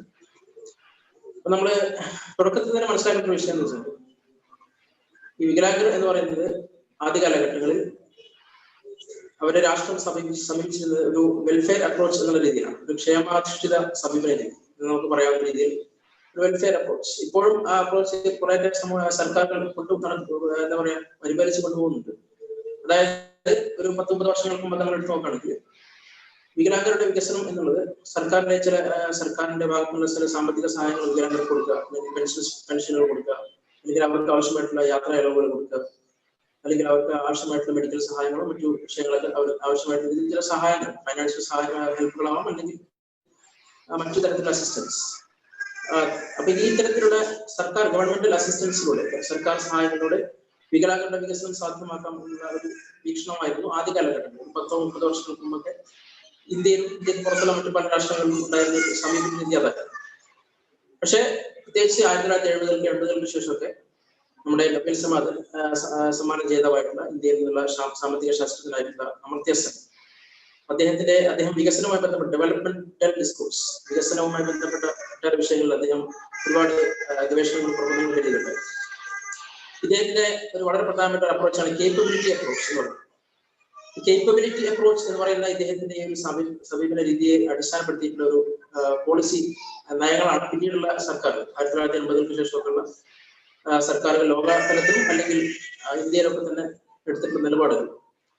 ഈ വെൽഫെയർ അപ്രോച്ചിന് പകരമായിട്ട് അല്ലെങ്കിൽ ക്ഷേമാധീക്ഷിത സമീപ രീതി എന്ന് പറഞ്ഞാൽ സർക്കാരുകൾ നേരത്തെ പറഞ്ഞ പോലെ കുറെ ഗ്രാൻഡുകൾ സർക്കാർ വികലാംഗർക്ക് കൊടുക്കുക, പെൻഷൻസ് കൊടുക്കുക, അല്ലെങ്കിൽ യാത്രയ്ക്ക് വേണ്ടിയിട്ട് കുറെ കൺസെഷൻസ് കൊടുക്കുക. അതിൽ നിന്ന് വ്യത്യസ്തമായിട്ട് വികലാംഗരുടെയും മറ്റു എല്ലാ പൊതുജന അല്ലെങ്കിൽ മാർജിനലൈസ്ഡ് ആയിട്ടുള്ള അധികൃത വർഗം എന്ന് നമുക്ക് പൊതുവെ നമ്മൾ വിശേഷിക്കുന്നത് സ്ത്രീകളോ വികലാംഗരോ അല്ലെങ്കിൽ പ്രായം ചെന്ന ആളുകൾ ഇങ്ങനെയുള്ള ആളുകളുടെയൊക്കെ കേപ്പബിലിറ്റി നമ്മൾ പ്രോത്സാഹിപ്പിക്കും. അവരുടെ കപ്പാസിറ്റി, അവരുടെ ഓരോ വ്യക്തികൾക്കും അവരുടേതായിട്ടുള്ള ചില കഴിവുകളുണ്ട്, കപ്പാസിറ്റികളുണ്ട്. അത്തരം കഴിവുകളെ സമൂഹത്തിന് പ്രയോജനപ്പെടുത്തുന്ന രീതിയിൽ, പ്രയോജനകരമായിട്ട് രീതിയിൽ ഉപയോഗപ്പെടുത്തുമ്പോൾ മാത്രമേ ഓരോ രാഷ്ട്രത്തിനും വികസനം സാധ്യമാകുകയുള്ളൂ. ഡെവലപ്മെന്റ് എന്ന് പറയുന്നത് കേവലം വെൽഫെയർ അപ്രോച്ചിലൂടെ മാത്രം സാധ്യമാകുന്ന സംഗതിയല്ല. അത് വ്യക്തികളുടെ കേപ്പബിലിറ്റീസ്, കപ്പാസിറ്റീസ്, ഓരോ വ്യക്തികളും സമൂഹത്തിൽ അല്ലെങ്കിൽ രാഷ്ട്രത്തിൽ ജീവിക്കുന്ന ഓരോ വ്യക്തികളുടെയും കപ്പാസിറ്റികൾ, അവരുടെ കഴിവുകൾ സമൂഹത്തിന് പ്രയോജനപ്പെടുത്തുന്ന തരത്തിലുള്ള സാഹചര്യങ്ങൾ ഒരുക്കിക്കൊടുത്താൽ മാത്രമേ നമ്മുടെ രാഷ്ട്രത്തിന്റെ വികസനം സാധ്യമാവുകയുള്ളൂ എന്നുള്ള ഒരു കാഴ്ചപ്പാട് അദ്ദേഹം മുന്നോട്ട് വെച്ചു. ഇതിന്റെ ഭാഗമായിട്ട് ഈ ഒരു കാഴ്ചപ്പാടിന് ശേഷം പ്രത്യേകിച്ച് സർക്കാരുകൾ പ്രധാനമായിട്ടും ഫോക്കസ് ചെയ്യുന്ന ഒരു ഏരിയ എന്ന് പറഞ്ഞാൽ വികലാംഗർക്ക് കുറെ പെൻഷൻ കൊടുക്കുക അല്ലെങ്കിൽ കൺസെഷൻ കൊടുക്കുക, അതിനുപരിയായിട്ട് അവരുടെ കഴിവുകൾ സമൂഹത്തിന് പ്രയോജനപ്പെടുത്തുന്ന രീതിയിൽ നമുക്ക് എന്തെങ്കിലും ചെയ്യും. അപ്പോൾ വികലാംഗരാണെങ്കിൽ തന്നെയും അവർക്ക് ഒരു പരിമിതികൾ സ്വാഭാവികമായിട്ടുണ്ടെങ്കിൽ തന്നെയും അവർക്കും ഒരുപാട് കഴിവുകൾ, വ്യക്തികളാകുമ്പോൾ എല്ലാ വ്യക്തികൾക്കും അവരുടെ കഴിവുകളുണ്ട്, പല രീതിയിലുള്ള കഴിവുകളുണ്ട്. ഓരോ വ്യക്തികളുടെയും കഴിവുകളെ നമുക്ക് സമൂഹത്തിന് എങ്ങനെ പ്രയോജനപ്പെടുത്താം, അതിന് സർക്കാരുകൾ എന്തെങ്കിലും ചെയ്യും. ഇപ്പൊ ഓരോ വ്യക്തിയുടെ കഴിവുകളെ പ്രോത്സാഹിപ്പിക്കുന്ന തരത്തിലുള്ള അല്ലെങ്കിൽ കഴിവുകളെ സമൂഹത്തിന് പ്രയോജനപ്പെടുത്തുന്ന തരത്തിൽ സർക്കാരുകൾക്ക് എന്തെങ്കിലും ചെയ്യുന്നത്. അതിന്റെയൊക്കെ ഭാഗമായിട്ടാണ് വിദ്യാഭ്യാസ മേഖലയിലായാലും ശരി അല്ലെങ്കിൽ തൊഴിൽ രംഗത്തൊക്കെ തന്നെ സംവരണം, നേരത്തെയൊക്കെ സംവരണം ഉണ്ടായിരുന്നു, ഭരണഘടന നിലവിൽ വന്നതുകൊണ്ട് തന്നെ സംവരണത്തിന്റെ ചർച്ച വന്നിട്ടുണ്ട്. പക്ഷെ വികലാംഗരുടെ സംവരണം അല്ലെങ്കിൽ അവരുടെ തൊഴിൽ രംഗത്തേക്ക് വിദ്യാഭ്യാസ രംഗത്തേക്കുള്ള കടന്നുവരവ് കൂടുതലായിട്ട് നടന്നിട്ടുള്ളത് കഴിഞ്ഞ 10-30 വർഷം മുമ്പ് മാത്രമാണ്. അപ്പോൾ സർക്കാരുകൾ ഈ വിഷയത്തിൽ പ്രത്യേകിച്ച് ശ്രദ്ധിക്കുകയും പ്രത്യേകിച്ച് അമർത്യ സെന്നിന്റെ ഈ ഒരു കാഴ്ചപ്പാടിന്റെ ലോകത്തെ പ്രശസ്തി ആർജിച്ചതോടുകൂടി സർക്കാരുകൾ വ്യാപകമായിട്ട് ഈ വിഷയം സർക്കാരുകൾ ചർച്ച ചെയ്യുകയും അതിനനുസൃതമായിട്ട് പോളിസി രൂപീകരിക്കുക. അപ്പൊ അതിന്റെ ഭാഗമായിട്ട് ഇപ്പോൾ സർക്കാരുകൾ ചെയ്യുന്നത് എന്താണെന്ന് വെച്ചാൽ വികലാംഗർക്ക് അവരുടെ സ്വയം തൊഴിൽ നേടി അവരുടെ കപ്പാസിറ്റി, അവരുടെ കഴിവുകൾ ഉപയോഗിച്ചുകൊണ്ട് അവർക്ക് ആവശ്യമായ രീതിയിൽ ഏത് മേഖലയിലാണോ പ്രവർത്തിക്കാൻ താല്പര്യമുള്ളത് ആ മേഖലയിലേക്ക് അവരെ മുന്നോട്ട് കൊണ്ടുവരുന്ന തരത്തിൽ സ്വയം തൊഴിലുകളാവാം അല്ലെങ്കിൽ മറ്റ് പ്രൊഫഷണലായിട്ട് വർക്ക് ചെയ്യാൻ താല്പര്യമുള്ള ആൾക്കാർക്ക് അങ്ങനെയാവാം. പല രീതിയിൽ ഉള്ള സംരംഭങ്ങൾ തുടങ്ങാനും മറ്റുമൊക്കെ ആയിട്ട് സർക്കാരുകൾ ധനസഹായങ്ങൾ കൊടുക്കും. നേരത്തെ നമ്മൾ സർക്കാർ സ്വീകരിച്ചിരുന്ന ഈ പെൻഷൻസ് അല്ലെങ്കിൽ വെൽഫെയർ മെഷേഴ്സ് അതിന്റെ പുറമെ ഇപ്പോഴും ഉണ്ട് തീർച്ചയായിട്ടും. അതിന്റെ പുറമെ ഇപ്പോൾ സർക്കാരുകൾ ചെയ്യുന്നത് to promote the capacities of disabled, അതിന് വേണ്ടിയിട്ട് നമുക്ക് കേപ്പബിലിറ്റി അപ്രോച്ചിലേക്ക് ഭാഗമായിട്ടുള്ള ഈ ഒരു സമീപ രീതി നമുക്ക് ഇങ്ങനെ മുന്നോട്ട് കൊണ്ടുപോകുന്ന ചിന്തയാണ് ഇപ്പോഴത്തെ സർക്കാർ പോളിസികളൊക്കെ വ്യാപകമായിട്ട് നടക്കുന്നത്. അതുമായി ബന്ധപ്പെട്ട് സാറിന്റെ റഹീമുദ്ദീൻ സാറിന്റെ വിശദീകരണം കുറച്ച് കൂടുതലുണ്ടാവുന്ന ഞാൻ വരികയാണ്. അപ്പൊ അതിന്റെ ഭാഗമായിട്ട് ആക്സസിബിലിറ്റി, ഈ നമ്മുടെ പബ്ലിക് ട്രാൻസ്പോർട്ട് സിസ്റ്റവും മറ്റു പബ്ലിക് ആയിട്ടുള്ള ഒട്ടേറെ മാധ്യമങ്ങൾ ആക്സസിബിൾ ആക്കുന്ന അവർ വികലാംഗർക്ക് പ്രാപ്തമാക്കുന്ന രീതിയിൽ സർക്കാരുകൾ ഒട്ടേറെ പദ്ധതികൾ ആവിഷ്കരിച്ചിട്ടുണ്ട്. കൂടാതെ എംപ്ലോയബിലിറ്റി വർദ്ധിപ്പിക്കുന്നതിന് വേണ്ടിയിട്ട് അവരുടെ ജോലി സാധ്യതകൾ വർദ്ധിപ്പിക്കുന്നതിന് അവരുടെ കഴിവുകൾ കൂടുതൽ പരിപോഷിപ്പിക്കുന്നതിന് വേണ്ടിയിട്ട് നമുക്ക് ചെയ്യാൻ പറ്റുന്ന കാര്യങ്ങളൊക്കെ പല രീതിയിൽ സർക്കാരുകൾ ചെയ്യുന്നുണ്ട്. പക്ഷേ നമ്മളോട് മനസ്സിലാക്കാൻ ശ്രമിക്കും, ഞാൻ കൂടുതലായിട്ട് ഊന്നൽ കൊടുക്കുന്ന ഒരു വിഷയം ഇനി നമുക്ക് അതിലേക്ക് പോകാമെന്ന് വിചാരിക്കുകയാണ്. കൂടുതലായിട്ട് നമ്മൾ ശ്രദ്ധിക്കേണ്ട ഒരു കാര്യം, സർക്കാരുകൾ എത്രത്തോളം പോളിസികൾ ഉണ്ടാക്കിയാലും അല്ലെങ്കിൽ പ്രോഗ്രാമുകൾ പദ്ധതികൾ ആവിഷ്കരിച്ചാലും അതുകൊണ്ട് മാത്രം വികലാംഗരുടെ വികസനം അല്ലെങ്കിൽ സാധ്യമാകുക എന്നത് ഒരു നമ്മുടെ ആർത്ഥത്തിൽ കാണുന്നത് ശരിയല്ല. സർക്കാരുകൾ തീർച്ചയായിട്ടും സർക്കാരുകളുടെ ഭാഗത്ത് നിന്ന് ചെയ്യേണ്ട കാര്യങ്ങൾ ചെയ്യേണ്ടതുണ്ട്, അത് ഒരു യാഥാർത്ഥ്യം തന്നെയാണ്. സർക്കാരുകൾ ചെയ്യുന്ന പദ്ധതികളിൽ ഇപ്പോഴും ചില അപാകതകൾ ഉണ്ട് എന്നുള്ളത് വികലാംഗരായിട്ടുള്ള ആളുകൾ വികലാംഗ സംഘടനകൾ മറ്റൊക്കെ ഉയർത്തിക്കൊണ്ടിരുന്ന വിഷയമാണ്. പക്ഷെ അതോടൊപ്പം തന്നെ അതിനേക്കാൾ ഉപരിയായിട്ട് വേണ്ടത് പൊതുസമൂഹത്തിന്റെ കാഴ്ചപ്പാട് വികലാംഗരായിട്ടുള്ള ആളുകളുടെ പ്രൊഡക്ടിവിറ്റി, അവരുടെ കഴിവുകളെ സംബന്ധിച്ചും അല്ലെങ്കിൽ അവരുടെ തൊഴിൽ മേഖലകളെ സംബന്ധിച്ചൊക്കെ മാറേണ്ടതുണ്ട് എന്നുള്ളതാണ്. അത് മാറിയാൽ മാത്രമേ സർക്കാരുകൾ ചെയ്യുന്ന ഈ പദ്ധതികൾ യഥാർത്ഥത്തിൽ വികലാംഗർക്ക് ഉപകാരപ്പെടും. കാരണം വികലാംഗരുടെ കഴിവുകൾ പ്രോത്സാഹിപ്പിക്കാൻ സർക്കാർ ചെയ്യുന്ന പദ്ധതികളിലൂടെ വികലാംഗർ ഒരുപാട് അവരുടെ തൊഴിൽ മേഖലയിലേക്ക് വന്നു കഴിഞ്ഞാൽ അവർ പ്രവർത്തിക്കേണ്ടത് പൊതുസമൂഹത്തിലാണ്. പൊതുസമൂഹത്തിന്റെ ഇടയിലാണ് അവർ പ്രവർത്തിക്കുന്നത്. അവരുടെ തൊഴിൽ രംഗം പൊതുസമൂഹത്തിലാണ്, അവർ ഇടപെടേണ്ടത് പൊതുസമൂഹത്തിലാണ്. അതുകൊണ്ട് പൊതുസമൂഹം ആക്സെപ്റ്റ് ചെയ്തില്ല എങ്കിൽ, സ്വീകരിച്ചില്ല എങ്കിൽ, പൊതുസമൂഹത്തിന് സ്വീകാര്യത കിട്ടിയില്ല എങ്കിൽ സ്വാഭാവികമായിട്ട് സർക്കാർ പദ്ധതികളുമൊക്കെ അത് വികലാംഗർക്ക് പ്രത്യേകിച്ച് അതുകൊണ്ട് നേട്ടമുണ്ടാവില്ല. സർക്കാർ പദ്ധതികൾ ആവിഷ്കരിക്കുന്നതോടൊപ്പം തന്നെ വികലാംഗർക്ക് വേണ്ടത് അത്യാവശ്യമായിട്ട് വേണ്ട സംഗതിയാണ് പൊതുസമൂഹത്തിന്റെ ഒരു സമീപന രീതിയിലുള്ള മാറ്റം. അതുമായി ബന്ധപ്പെട്ട കുറച്ച് കാര്യങ്ങൾ ഞാൻ ശേഖരിക്കാൻ രീതിയാണ്. ഇവിടെ നമ്മൾ മനസ്സിലാക്കേണ്ട വിഷയം, വികലാംഗരെ സംബന്ധിച്ച് പൊതുവിലുള്ള കാഴ്ചപ്പാടെന്ന് വെച്ചാൽ രണ്ടു തരത്തിലുള്ള കാഴ്ചപ്പാടുകളാണ് പൊതുസമൂഹത്തിൽ വികലാംഗരെ സംബന്ധിച്ചുള്ളത്. ഒന്നുകിൽ അവർ ഭയങ്കര സംഭവമാണ്, അതായത് എക്സ്ട്രീം ആയിട്ടുള്ള ഒരു അപ്രീസിയേഷൻ അല്ലെങ്കിൽ എക്സ്ട്രീം ആയിട്ടുള്ള ഒരു രീതിയിൽ വളരെ എന്താ പറയാ തീവ്രമായിട്ടുള്ള രീതിയിൽ വികലാംഗരെ ഒരു ഉന്നതിയിലേക്ക് എത്തിക്കുന്ന ഒരു സമീപനം എന്ന് പറഞ്ഞാല് വികലാംഗർ എന്ന് പറഞ്ഞാൽ അവർക്ക് ഒരു അവയവം നഷ്ടപ്പെട്ടതുകൊണ്ട് പഠിച്ചവൻ പ്രത്യേകിച്ച് കുറെ കഴിവുകളൊക്കെ കൊടുത്തിട്ടുണ്ട്. അതുകൊണ്ട് സാധാരണക്കാരെ ആളുകളെക്കാൾ കുറിച്ച് എന്തൊക്കെ എക്സ്ട്രാ കഴിവുകളൊക്കെ അവർക്ക് കിട്ടുന്നുണ്ട്. കാരണം പല ആളുകൾക്കും ഉണ്ട്. അത് പല രീതിയിൽ അതിനെ എന്താ പറയാ അതിന്റെ കാരണങ്ങളായിട്ടുള്ള പല സംഗതികൾ നമുക്ക് കാണാൻ പറ്റും. പ്രത്യേകിച്ച് ഈ നമ്മള് വികലാംഗരായ സമയത്ത് ഞാൻ സമയം കൂടുന്നുണ്ടെങ്കിൽ ഒന്ന് സൂചിപ്പിക്കണം. നമ്മൾ സാധാരണ രീതിയിൽ 5 സെൻസസ് പഞ്ചേന്ദ്രിയങ്ങൾ ഉപയോഗിച്ചുകൊണ്ടാണ് നമ്മുടെ ലോകത്തുള്ള നമ്മുടെ വിവരശേഖരണം അതുപോലെ വേൾഡ് എക്സ്പീരിയൻസ് നമ്മുടെ അനുഭവം ലോകത്തിലുള്ള ആവശ്യമായിട്ട് വിവരശേഖരണമൊക്കെ നടത്തുന്നത് നമ്മുടെ ശരീരത്തിലെ ഈ പഞ്ചേന്ദ്രിയങ്ങൾ ഉപയോഗിച്ചുകൊണ്ടാണ്. പക്ഷെ ഈ പഞ്ചേന്ദ്രിയങ്ങളിൽപ്പെട്ട ഒരു അവയവം ഒരാൾ നഷ്ടപ്പെട്ട് കഴിഞ്ഞാൽ സ്വാഭാവികമായിട്ട് അദ്ദേഹം ചെയ്യുക അദ്ദേഹത്തിന് നഷ്ടപ്പെട്ട അവയവത്തെ നികത്തുന്നതിനുണ്ട്. അവയവത്തെ ഒരു വ്യക്തിക്ക് ഒരു അവയവം നഷ്ടപ്പെട്ടു കഴിഞ്ഞാൽ അദ്ദേഹത്തിന് ആ നഷ്ടത്തെ നികത്തുന്നതിന് വേണ്ടിയിട്ട് ബാക്കിയുള്ള 4 അവയവങ്ങളെയും 4 ഇന്ദ്രിയങ്ങളെയും കൂടുതലായിട്ട് ആശ്രയിക്കും. അതൊരു യാഥാർത്ഥ്യമാണ്. അപ്പൊ എനിക്ക് കണ്ണ് നഷ്ടപ്പെട്ടു കഴിഞ്ഞാൽ സ്വാഭാവികമായിട്ടും ബാക്കിയുള്ള ഇന്ദ്രിയങ്ങൾ, അത് ടച്ച് എന്നുള്ളൊരു മാധ്യമം അല്ലെങ്കിൽ ഇയർ കേൾവി എന്നുള്ള മാധ്യമം, നമ്മുടെ ഹിയറിംഗ് എന്നുള്ളൊരു മാധ്യമം, ഇങ്ങനെയുള്ള 1-2 മാധ്യമങ്ങളെ ചിലപ്പോൾ ഞാൻ കൂടുതലായിട്ട് ആശ്രയിക്കും. പക്ഷെ കാഴ്ച എന്ന് പറയുന്ന സംഗതി എനിക്ക് ഇല്ലാത്തതുകൊണ്ട് ആ ഒരു പരിമിതിയെ മറികടക്കുന്നതിന് ചിലപ്പോൾ ഞാൻ എന്ത് ചെയ്യും, കേൾവി എന്നുള്ള മാധ്യമത്തെയോ അല്ലെങ്കിൽ ടച്ച് എന്നുള്ള ഒരു മാധ്യമത്തെയും കുറിച്ച് ചിലപ്പോൾ കുറച്ച് കൂടുതൽ ആശ്രയിച്ചുള്ളത്.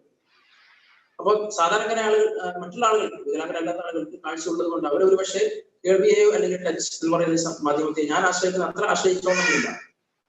കാരണം എന്നെ സംബന്ധിച്ചിടത്തോളം കാഴ്ചയില്ലാത്തതുകൊണ്ട് ഞാൻ അത് മറ്റുള്ള മാധ്യമങ്ങളെ, മറ്റുള്ള സെൻസസ് ഇന്ദ്രിയങ്ങളെ കൂടുതലായിട്ട് ആശ്രയിക്കാൻ നിർബന്ധിതരാവുകയും ചെയ്യും. അപ്പോൾ മറ്റുള്ള വികലാംഗരല്ലാത്ത ആളുകൾക്ക് അത് ആവശ്യമില്ലാത്തവർ അവർ ഉപയോഗിക്കുന്നില്ല. പക്ഷെ ഇത്തരം കേൾവിയിലൂടെയും അതുപോലെ ടച്ചിലൂടെയൊക്കെ നമ്മൾ ചില വിഷയങ്ങൾ തിരിച്ചറിയുമ്പോൾ, കാഴ്ചയില്ലാത്ത ആളുകൾ ചില പ്രത്യേക വിഷയങ്ങൾ ഐഡന്റിഫൈ ചെയ്യുമ്പോൾ സാധാരണ ആളുകൾ ഇത് വലിയ അത്ഭുതമായിട്ട് കാണും.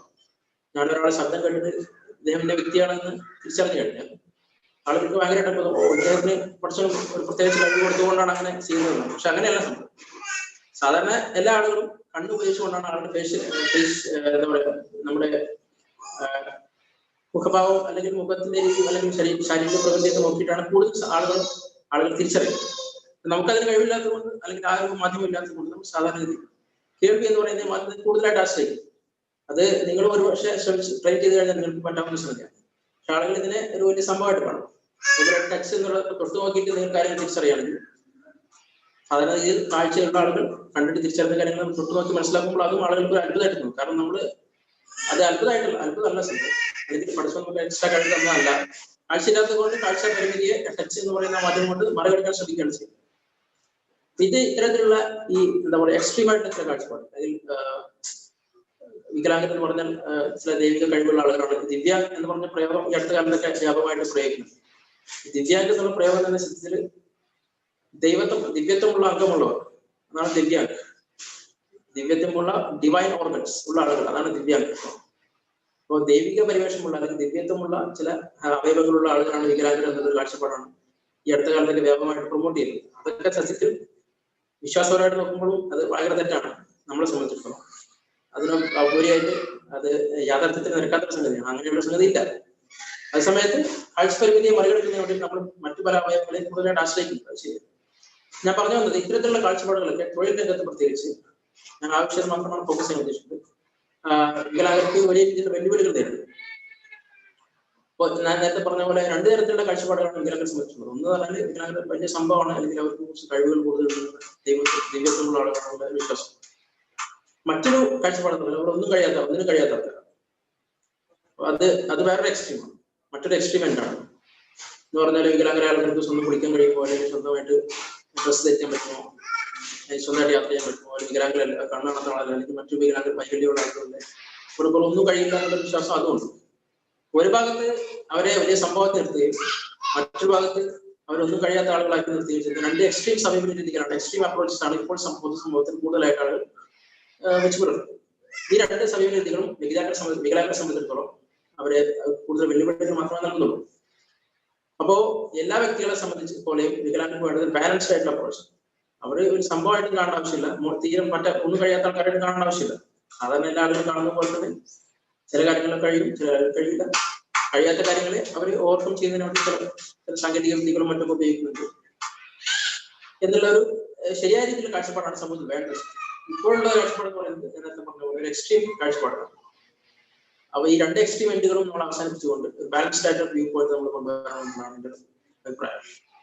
തൊഴിൽ രംഗത്ത് കിടക്കുന്ന സമയത്ത് ഈ ഒരു പ്രശ്നം വലിയ രീതിയിലുണ്ട്. പ്രത്യേകിച്ച് ഈ വികലാംഗരുടെ തൊഴിൽ നൈപുണ്യം വളർത്തുന്നതിനായിട്ട് സർക്കാരുകൾ സാമൂഹ്യക്ഷേമ വകുപ്പിന്റെ കീഴിലും ഒക്കെ തന്നെ ഒട്ടേറെ പദ്ധതികൾ ആവിഷ്കരിച്ചു കൊടുക്കുന്നുണ്ട്. അവർക്ക് ഷോപ്പുകൾ തുടങ്ങുന്നതിന് വേണ്ടിയിട്ടും അല്ലെങ്കിൽ സ്വയം തൊഴിൽ കണ്ടെത്തുന്നതിന് വേണ്ടിയിട്ടും ഒക്കെ തന്നെ വിദ്യാഭ്യാസ രംഗത്ത് അത്ര മുന്നേറാത്ത ആളുകളെ സംബന്ധിച്ചിടത്തോളം അവർക്ക് ആവശ്യമായിട്ട് തൊഴിൽ കൊടുക്കുന്നതിനൊക്കെ പദ്ധതികളുണ്ട്.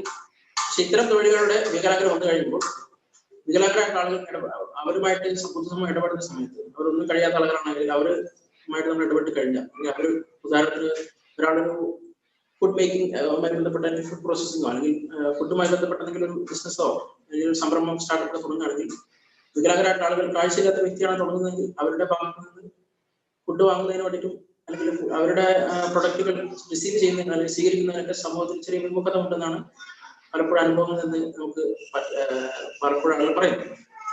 എന്ന് പറഞ്ഞാല് അത് അവരുണ്ടാക്കിയതായതുകൊണ്ട് സാധാരണ ആളുകളോ കയ്യിൽ വാങ്ങുന്നതിന് പകരം ആ അർത്ഥത്തിൽ അവരെ ആ ഒരു സമീപ രീതി മറ്റു വികലാംഗരായിട്ടുള്ള ആളുകൾ ഉണ്ടാക്കിയ സാധനം വാങ്ങുന്നതിന് പൊതുവെ ആൾക്കാർ കാണിക്കുന്നു, അല്ലെങ്കിൽ അത് കുറച്ച് വിമുഖത ഉണ്ട്.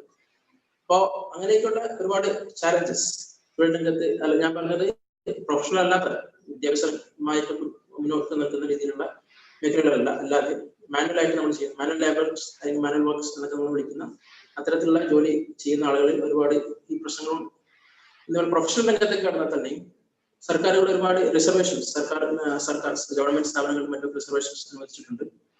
പക്ഷേ ഈ റിസർവേഷൻ കിട്ടി വരുന്ന പല തൊഴിലാളികളെ സംബന്ധിച്ചും പ്രത്യേകിച്ച് കാഴ്ചപരിമിതി നേരിടുന്ന ആളുകളെ സംബന്ധിച്ചാണ് ഞാൻ അങ്ങനെ പറയാം.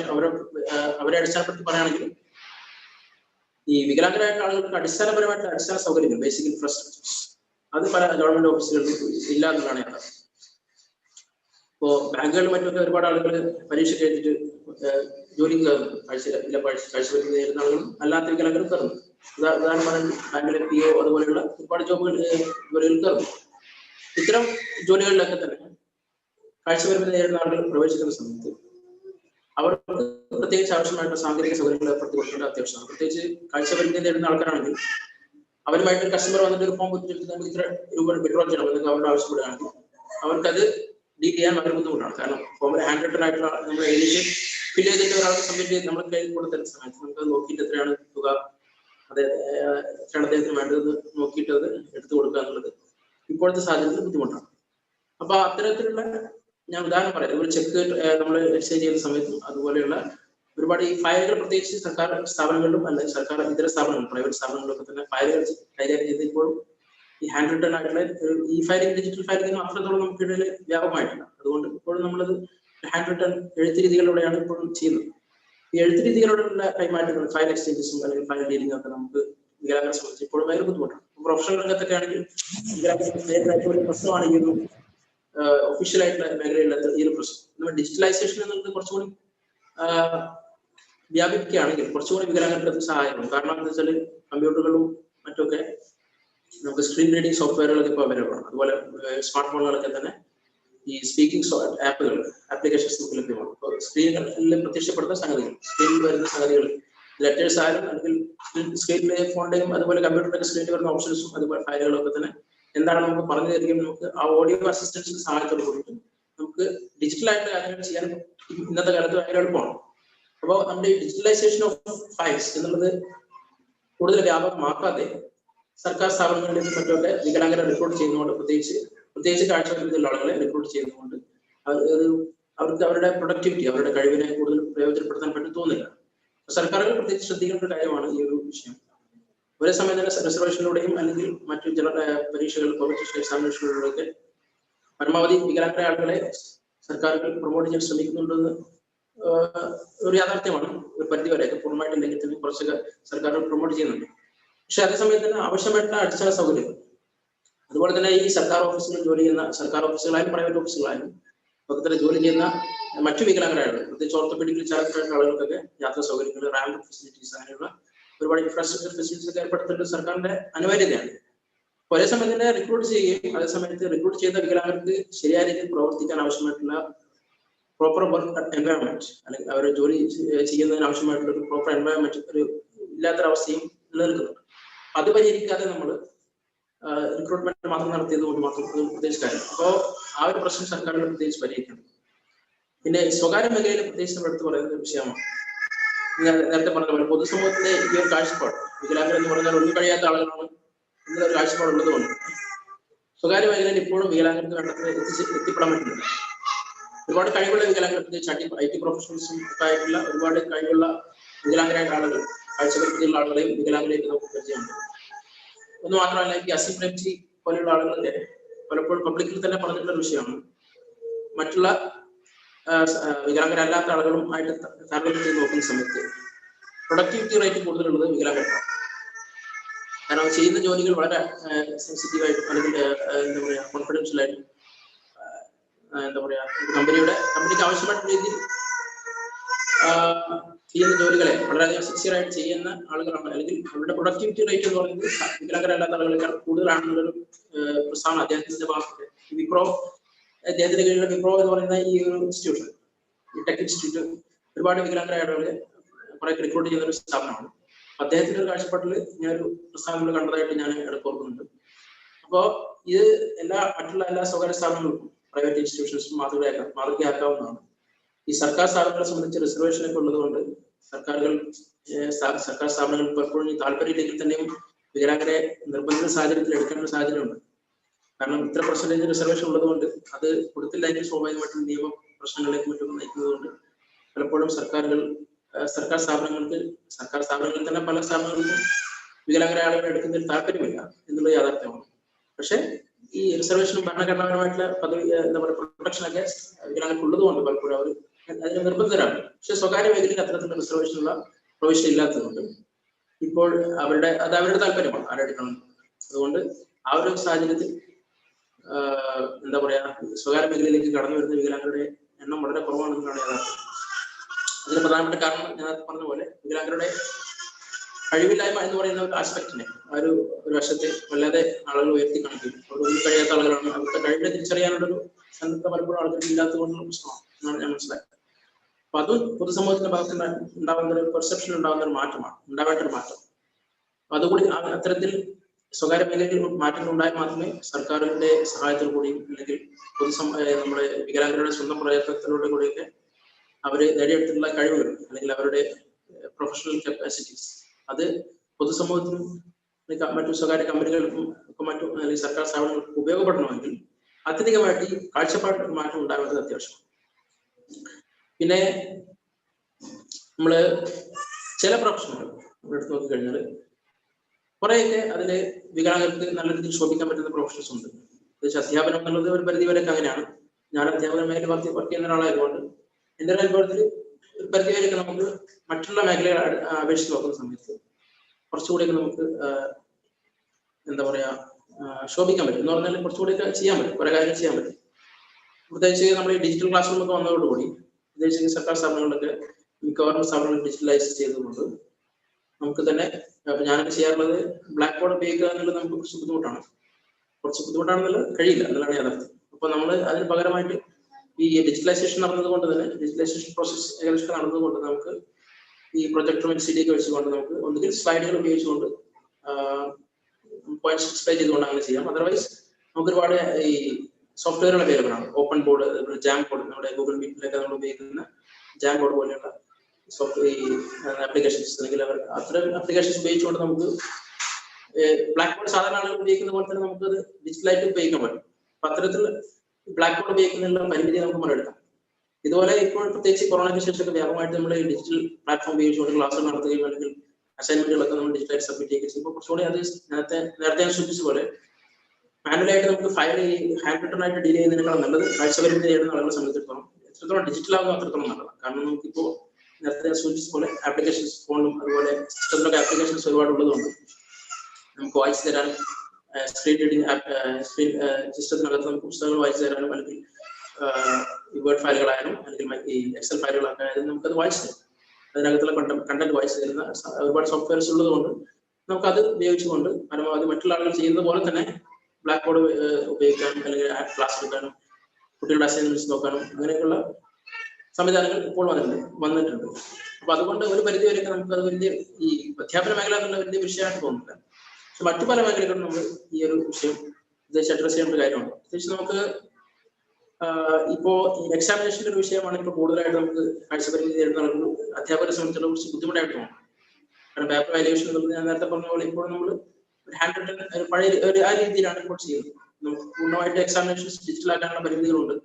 ഇവിടെ അവൈലബിൾ ആയിട്ടുള്ള ഇൻഫ്രാസ്ട്രക്ചർ ഫെസിലിറ്റീസും ഒരുപാട് വിഷയങ്ങളിൽ നിന്ന് തടസ്സമായിട്ട് നിൽക്കുന്നുണ്ടെന്ന് യാഥാർത്ഥ്യമാണ്. നമ്മൾ കുറെ കൂടെ പുരോഗമിച്ചു കഴിഞ്ഞാൽ നമുക്ക് എക്സാമിനേഷൻ കൂടി ഡിജിറ്റലൈസ് ചെയ്ത് കഴിഞ്ഞാൽ ആ ഒരു ഭാഗത്തെ നമ്മൾ നേരിടുന്ന പ്രശ്നങ്ങൾ ഒരു പരിധിയായി പരിഹരിക്കാമെന്നാണ് എനിക്ക് തോന്നുന്നത്. ഇവിടെ അവസാനമായിട്ട് ഒന്ന് രണ്ട് കാര്യങ്ങൾ പറഞ്ഞു നിർത്താം. ഈ സ്വകാര്യ മേഖലയിൽ ആണെങ്കിൽ നേരത്തെ ഞാൻ സൂചിപ്പിച്ച പോലെയുള്ള ക്ലർക്കൽ ജോബുകളും മറ്റൊക്കെ ചെയ്യുന്ന സമയത്ത് നമുക്ക് ഉള്ള പരിമിതികൾക്കപ്പുറം നേരത്തെ ഒന്നുകൂടി നേരത്തെ സൂചിപ്പിച്ച പോലെ കാഴ്ചപ്പാടുള്ള ഒരു വിഷയം. എൻ്റെ ഒരു ഫ്രണ്ട്, ഞാൻ ഡൽഹിയിൽ പഠിച്ച സമയത്ത് അവിടെ ഉണ്ടായിരുന്ന ഫ്രണ്ട് ഐ ടി കമ്പനിയിൽ ജോലിക്ക് പോയി. ഇന്റർവ്യൂവിന് പോയി ഞാൻ അപേക്ഷിച്ചു. അദ്ദേഹത്തിന്റെ കഴിവുകളും മറ്റുമൊക്കെ തീർച്ചയായിട്ടും അംഗീകരിക്കപ്പെട്ട സംഗതിയാണ്. എന്ന് പറഞ്ഞാൽ അദ്ദേഹത്തിന്റെ സർക്കിളിനകത്തും മറ്റൊക്കെ അംഗീകരിക്കപ്പെട്ട സംഗതിയാണ്. അദ്ദേഹത്തിന് ഇന്റർവ്യൂ നല്ല പെർഫോം ചെയ്യാൻ പറ്റി എന്നുള്ളതാണ് യാഥാർത്ഥ്യം. പക്ഷെ ഈ കാഴ്ചപരിമിതി എന്നുള്ള കാരണം കൊണ്ട് മാത്രം അദ്ദേഹത്തെ ഈ ജോലിക്ക് പ്രവേശിക്കാത്തൊരു സാഹചര്യം ഉണ്ടായി. അപ്പൊ അത്തരം വ്യക്തിപരമായിട്ടുള്ള അനുഭവങ്ങൾക്ക് പുറമെ നമുക്ക് ഒരുപാട് ഈ പഠനങ്ങളുമായി ബന്ധപ്പെട്ട് അവൈലബിൾ ആണ്. ഇപ്പൊ നമുക്ക് ഈ കാഴ്ചപരിമിതി നേരിടുന്ന ആളുകളുടെ തൊഴിൽ പ്രാവീണ്യത്തെയും അല്ലെങ്കിൽ തൊഴിൽ പരമായിട്ടുള്ള അവരുടെ കഴിവിനെ പരിപോഷിക്കുന്നതിന് വേണ്ടി ഒട്ടേറെ സംഘടനകൾ ദേശീയ തലത്തിൽ പ്രവർത്തിക്കുന്നുണ്ട്. ഈ അത്തരത്തിലുള്ള സംഘടനകളൊക്കെ ഒരുപാട് ഈ ടെക് ഇൻസ്റ്റിറ്റ്യൂഷൻ നമ്മുടെ ഇൻഫർമേഷൻ ടെക്നോളജിയുമായി ബന്ധപ്പെട്ട സ്ഥാപനങ്ങളുമായിട്ട് കമ്പനികളുമായിട്ടും അല്ലാത്ത കമ്പനികളുമായിട്ടൊക്കെ ബന്ധപ്പെട്ടുകൊണ്ട് ഒട്ടേറെ ആളുകളെ റിക്രൂട്ട് ചെയ്യാനുള്ള പദ്ധതികൾ ആവശ്യപ്പെട്ടത് സ്വകാര്യ മേഖലയിലുള്ള ഒരുപാട് കമ്പനികളിൽ റിക്രൂട്ട് ചെയ്യാനുള്ള പ്രവർത്തനങ്ങൾ നടത്തിക്കൊണ്ടിരിക്കുന്നത്. ഇവരുടെയൊക്കെ എക്സ്പീരിയൻസസ് നമ്മൾ എടുത്ത് നോക്കുകയാണെങ്കിൽ നേരത്തെ പറഞ്ഞ പോലെ വികലാംഗരായിരുന്നത് കൊണ്ട് മാത്രം കഴിവിനെ മാനദണ്ഡമാക്കാതെ on the basis of their identity അതിന്റെ അടിസ്ഥാനത്തിൽ മാത്രം ആളുകളെ റിക്രൂട്ട് ചെയ്യാതിരിക്കുന്ന ഒരു സാഹചര്യം നിലനിൽക്കുന്നു. അപ്പൊ അത് നമുക്ക് മാറ്റിയെടുക്കണമെങ്കിൽ സ്വാഭാവികമായിട്ട് നമ്മുടെ പെർസെപ്ഷനിലും ഉണ്ടാകുന്ന മാറ്റം. നേരത്തെ പറഞ്ഞ പോലെ എക്സ്ട്രീം ആയിട്ടുള്ള പെർസെപ്ഷൻ രണ്ട് തരത്തിൽ നമ്മളെ വികലാംഗരെ സംബന്ധിച്ച് ഈ രണ്ട് എക്സ്ട്രീം അപ്രോച്ചസ് നമ്മൾ മാറ്റിയെടുത്തുകൊണ്ട് ഒരു ബാലൻസ് വ്യൂ പോയിന്റ് നമ്മൾ കൊണ്ടുവന്നാൽ മാത്രമേ നമുക്ക് അത് ചെയ്യാൻ കഴിയുള്ളൂ. അതോടൊപ്പം തന്നെ ഈ ഇൻഫ്രാസ്ട്രക്ചർ രംഗത്തുള്ള അടിസ്ഥാന സൗകര്യ വികസനം അത് പ്രധാനപ്പെട്ട സംഗതിയാണ്. ഗവൺമെന്റ് ഓഫീസുകളായാലും സ്വകാര്യ സ്ഥാപനങ്ങളായാലും തന്നെയും മറ്റുള്ള ആളുകൾക്ക് കൊടുക്കുന്നതിനേക്കാൾ കൂടുതൽ ചില ഫെസിലിറ്റീസ് എക്സ്ട്രാ ഫെസിലിറ്റീസ് കൊടുത്തെങ്കിൽ മാത്രമേ വികലാംഗർക്ക് മുന്നോട്ട് പോകാൻ കഴിയുകയുള്ളൂ എന്നൊരു യാഥാർത്ഥ്യമാണ്. അതുകൂടി ആയിരിക്കും ഒരുപക്ഷെ സ്വകാര്യ കമ്പനികളെ ഈ വികലാംഗരെ റിക്രൂട്ട് ചെയ്യുന്നതിന് അവർ വിലക്കുന്നത്. അതായത് വികലാംഗരെ റിക്രൂട്ട് ചെയ്ത് കഴിഞ്ഞാൽ പിന്നെ അവർക്ക് ആവശ്യമായിട്ടുള്ള കുറെ ഫെസിലിറ്റീസ് നമുക്ക് വേറെ എക്സ്ട്രാ ഒരുക്കേണ്ടി വരും. അപ്പൊ അതിന് കുറെ പണച്ചെലവൊക്കെ ഉള്ളത് കൊണ്ട് അത്തരം അവർക്ക് പണച്ചെലവ് അല്ലെങ്കിൽ ഫൈനാൻഷ്യൽ ബേർഡൻ ഉണ്ടാക്കുന്നുണ്ട്. അതും ഒരു കാരണമാവുമെന്ന് ചില പഠനങ്ങൾ പറയുന്നുണ്ട്. കഴിവ് മാത്രം നോക്കിയിട്ട് റിക്രൂട്ട് ചെയ്യുന്ന ഒരാളെ വികലാംഗരെ റിക്രൂട്ട് ചെയ്ത് കഴിഞ്ഞാൽ പിന്നെ ആകെ നമുക്ക് അതൊരു എന്താ പറയുക ഫൈനാൻഷ്യൽ ബേർഡൻ ആയിരിക്കാം. അതുകൊണ്ട് കാരണം അദ്ദേഹത്തിന് ആവശ്യമായിട്ടുള്ള ചില എക്സ്ട്രാ ഫെസിലിറ്റീസ് മറ്റുള്ള ആളുകൾക്ക് കൊടുക്കുക അതിനേക്കാൾ കൂടുതൽ മറ്റുള്ള സാധാരണ വർക്ക് ചെയ്യുന്ന വികലാംഗരല്ലാത്ത ആളുകളെ കൂടുതൽ ഫെസിലിറ്റീസ് നമുക്ക് ഏർപ്പെടുത്തേണ്ടി വരും. അപ്പൊ ആ ഒരു ഇത് മുന്നിൽ കണ്ടുകൊണ്ട് അവർക്ക് ആവശ്യമായിട്ടുള്ള ഫെസിലിറ്റീസ് കൊടുക്കേണ്ടി വരുന്ന ഒരു മുൻധാരണ വെച്ചുകൊണ്ട് അല്ലെങ്കിൽ മുൻധാരണ അല്ലാതെ യാഥാർത്ഥ്യമാണ്. ആ ഒരു യാഥാർത്ഥ്യത്തെ മുന്നിൽ കണ്ടുകൊണ്ട് ആളുകളെ റിക്രൂട്ട് ചെയ്യാതിരിക്കുന്ന ഒരു സാഹചര്യമുണ്ട്. അത് വികലാംഗരുടെ കാര്യത്തിൽ മാത്രമല്ല, പലപ്പോഴും നമ്മുടെ സ്ത്രീകളുടെ വിമൻ വർക്ക് ഫോഴ്സുമായി ബന്ധപ്പെട്ട ഒരുപാട് പഠനങ്ങൾ നമ്മൾ എടുത്തു നോക്കുമ്പോൾ സ്ത്രീകൾക്ക് വർക്ക് സൈറ്റുകൾ ഈ ജോലി സ്ഥലങ്ങളിൽ സ്ത്രീകൾക്ക് ഏർപ്പെടുത്തേണ്ട ഒട്ടേറെ സൗകര്യങ്ങൾ അത് പുരുഷന്മാർക്ക് കൊടുക്കുന്നതിനേക്കാൾ കൂടുതൽ സ്ത്രീകൾക്ക് വേണ്ടി സ്പെസിഫിക് ആയിട്ട് സ്പെഷ്യലായിട്ട് സ്ത്രീകൾക്ക് വേണ്ടിയിട്ട് നമ്മൾ ഓരോ കമ്പനികളും അവരുടെ വർക്ക് അറ്റ്മോസ്ഫിയർ അല്ലെങ്കിൽ അവരുടെ ജോലി സാഹചര്യം മെച്ചപ്പെടുത്തുന്നതിന് വേണ്ടി സ്ത്രീകൾക്ക് വേണ്ടി പ്രത്യേകിച്ച് ഏർപ്പെടുത്തേണ്ട ചില പരിപാടികളെ സംബന്ധിച്ച് അല്ലെങ്കിൽ ചില പദ്ധതികളെ സംബന്ധിച്ചൊക്കെ സർക്കാർ വ്യക്തമായിട്ട് ഗൈഡൻസ് പുറപ്പെടുവിച്ചിട്ടുണ്ട്. മാർഗരേഖ എന്നുള്ള രീതിയിൽ തന്നെ പുറപ്പെടുവിച്ചിട്ടുണ്ട്. അതിൽ നമുക്ക് കാണാൻ പറ്റും സ്ത്രീകൾ ജോലി ചെയ്യുന്ന സ്ഥലങ്ങളിൽ അവർക്ക് ബ്രസ്റ്റ് ഫീഡിങ്ങിന് ആവശ്യമായിട്ടുള്ള ഫെസിലിറ്റീസ് വേണം. അതുപോലെ കുട്ടികളുമായിട്ട് വരുന്ന സ്ത്രീകളാണെങ്കിൽ അവർക്ക് കുട്ടികളെ മാറ്റി വിശ്രമിക്കാനുള്ള സൗകര്യങ്ങൾ വേണം. അല്ലെങ്കിൽ പ്രഗ്നൻസ് ആയിട്ടുള്ള സ്ത്രീകളാണെങ്കിൽ അവർക്ക് അതിനനുസരിച്ചുള്ള സൗകര്യങ്ങൾ വേണം. അപ്പൊ ഇങ്ങനെയൊക്കെ വരുന്ന സമയത്ത് സ്ത്രീകളെ ജോലിക്ക് എടുത്തു കഴിഞ്ഞാൽ ഇത് നമുക്ക് ഒരു എക്സ്ട്രാ ബർഡൻ ആയിരിക്കും എന്നുള്ള ധാരണ വെച്ചുകൊണ്ട് പല സ്വകാര്യ കമ്പനികളും സ്ത്രീകളെ റിക്രൂട്ട് ചെയ്യാതെ പരമാവധി പുരുഷന്മാരെ റിക്രൂട്ട് ചെയ്യുന്നുണ്ട് എന്നുള്ളൊരു പഠനങ്ങളൊക്കെ നമുക്ക് കാണാൻ പറ്റും. ഇതേ രീതിയിലുള്ള ഒരു പ്രവണത ടെൻഡൻസി നമുക്ക് വികലാംഗരുടെ കാര്യത്തിൽ കാണാൻ പറ്റും. കാരണം വികലാംഗരെ എടുത്തു കഴിഞ്ഞാൽ പിന്നെ അവർക്ക് ആവശ്യമായിട്ട് സഞ്ചാര സൗകര്യങ്ങൾ, റാമ്പും മറ്റു ഫെസിലിറ്റീസ് ഒക്കെ വേണ്ടി വരും.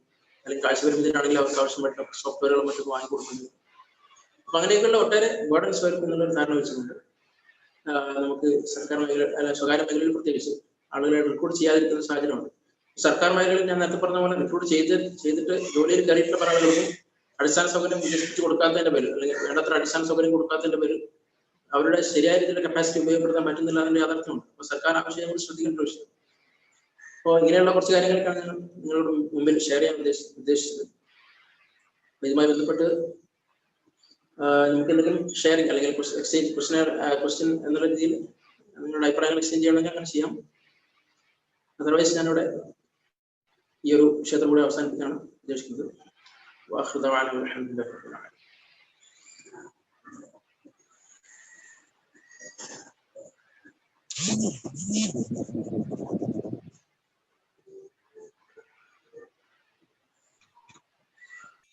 പ്രിയപ്പെട്ട ഡിസംബർ 3 എന്ന് പറയുന്നത് ഒരു ദിവസം കൂടിയാണ് എന്ന് പറയുന്നത് ചിലത് ദുരന്തങ്ങൾ വഴി വരുന്ന ഡിസബിലിറ്റി ഉണ്ട്. അതിന്റെ ഏറ്റവും വലിയ ഉദാഹരണമായിരുന്നു 1984 ഭോപ്പാലിൽ നടന്ന വാതക ദുരന്തം നടന്നത് ഡിസംബർ 3-നായിരുന്നു.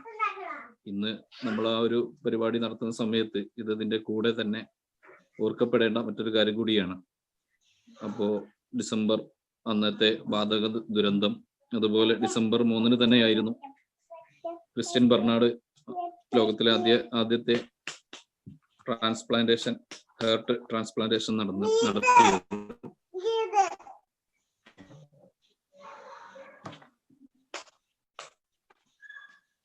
ഈ ഒരു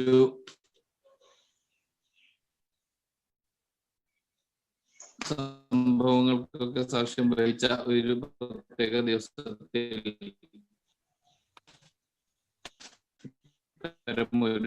ഒരു ക്ലാസ് സംഘടിപ്പിക്കുകയും അതിന് വേണ്ട എല്ലാ വേണ്ട മറ്റൊക്കെ നൽകാൻ വേണ്ടി ബന്ധപ്പെട്ട വിഷയം അവതരിപ്പിച്ച സബ് സാർ അതുപോലെ സാദിഖ് സാർ എല്ലാവർക്കും ഈ സമയത്ത് IPF കൊണ്ടോട്ടി ചാപ്റ്ററിന് വേണ്ടി നന്ദി അറിയിക്കുകയാണ്.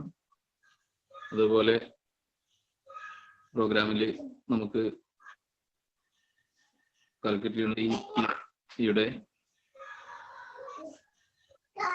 ഡയറക്ടറായി പ്രവർത്തിക്കുന്ന റഹീമുദ്ദീൻ സാറിന്റെ ടോക്ക് അദ്ദേഹത്തിനും എല്ലാവർക്കും ഈ സമയത്ത് നന്ദി അറിയിക്കുകയാണ്.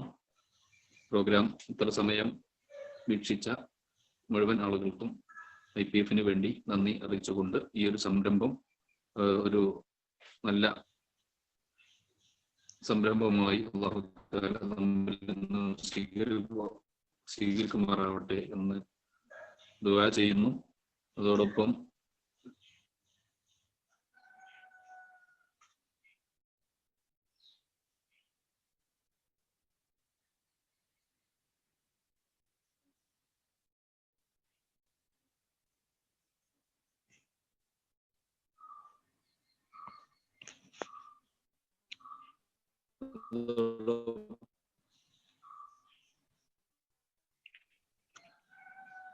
ഈ വർഷത്തെ ഈ പ്രത്യേക ദിവസത്തിന്റെ മാറ്റർ തന്നെ എല്ലാവരോടൊപ്പം ഡിഫറൻ്റ്ലി ഏബിൾഡ് ആയ ഭിന്നശേഷി വ്യത്യസ്ത രൂപത്തിലുള്ള കഴിവുകളിലൂടെ എല്ലാവരും ഒന്ന് തന്നെയാണ് എന്ന ഒരു സന്ദേശം നൽകിക്കൊണ്ടുള്ള ഈ ദിനാചരണത്തിന് എല്ലാ ആശംസയും IPF കൊണ്ടോട്ടി ചാപ്റ്ററിന്റെ പേരിൽ കൊണ്ട് എൻ്റെ വാക്കുകൾ നിർത്തുന്നു.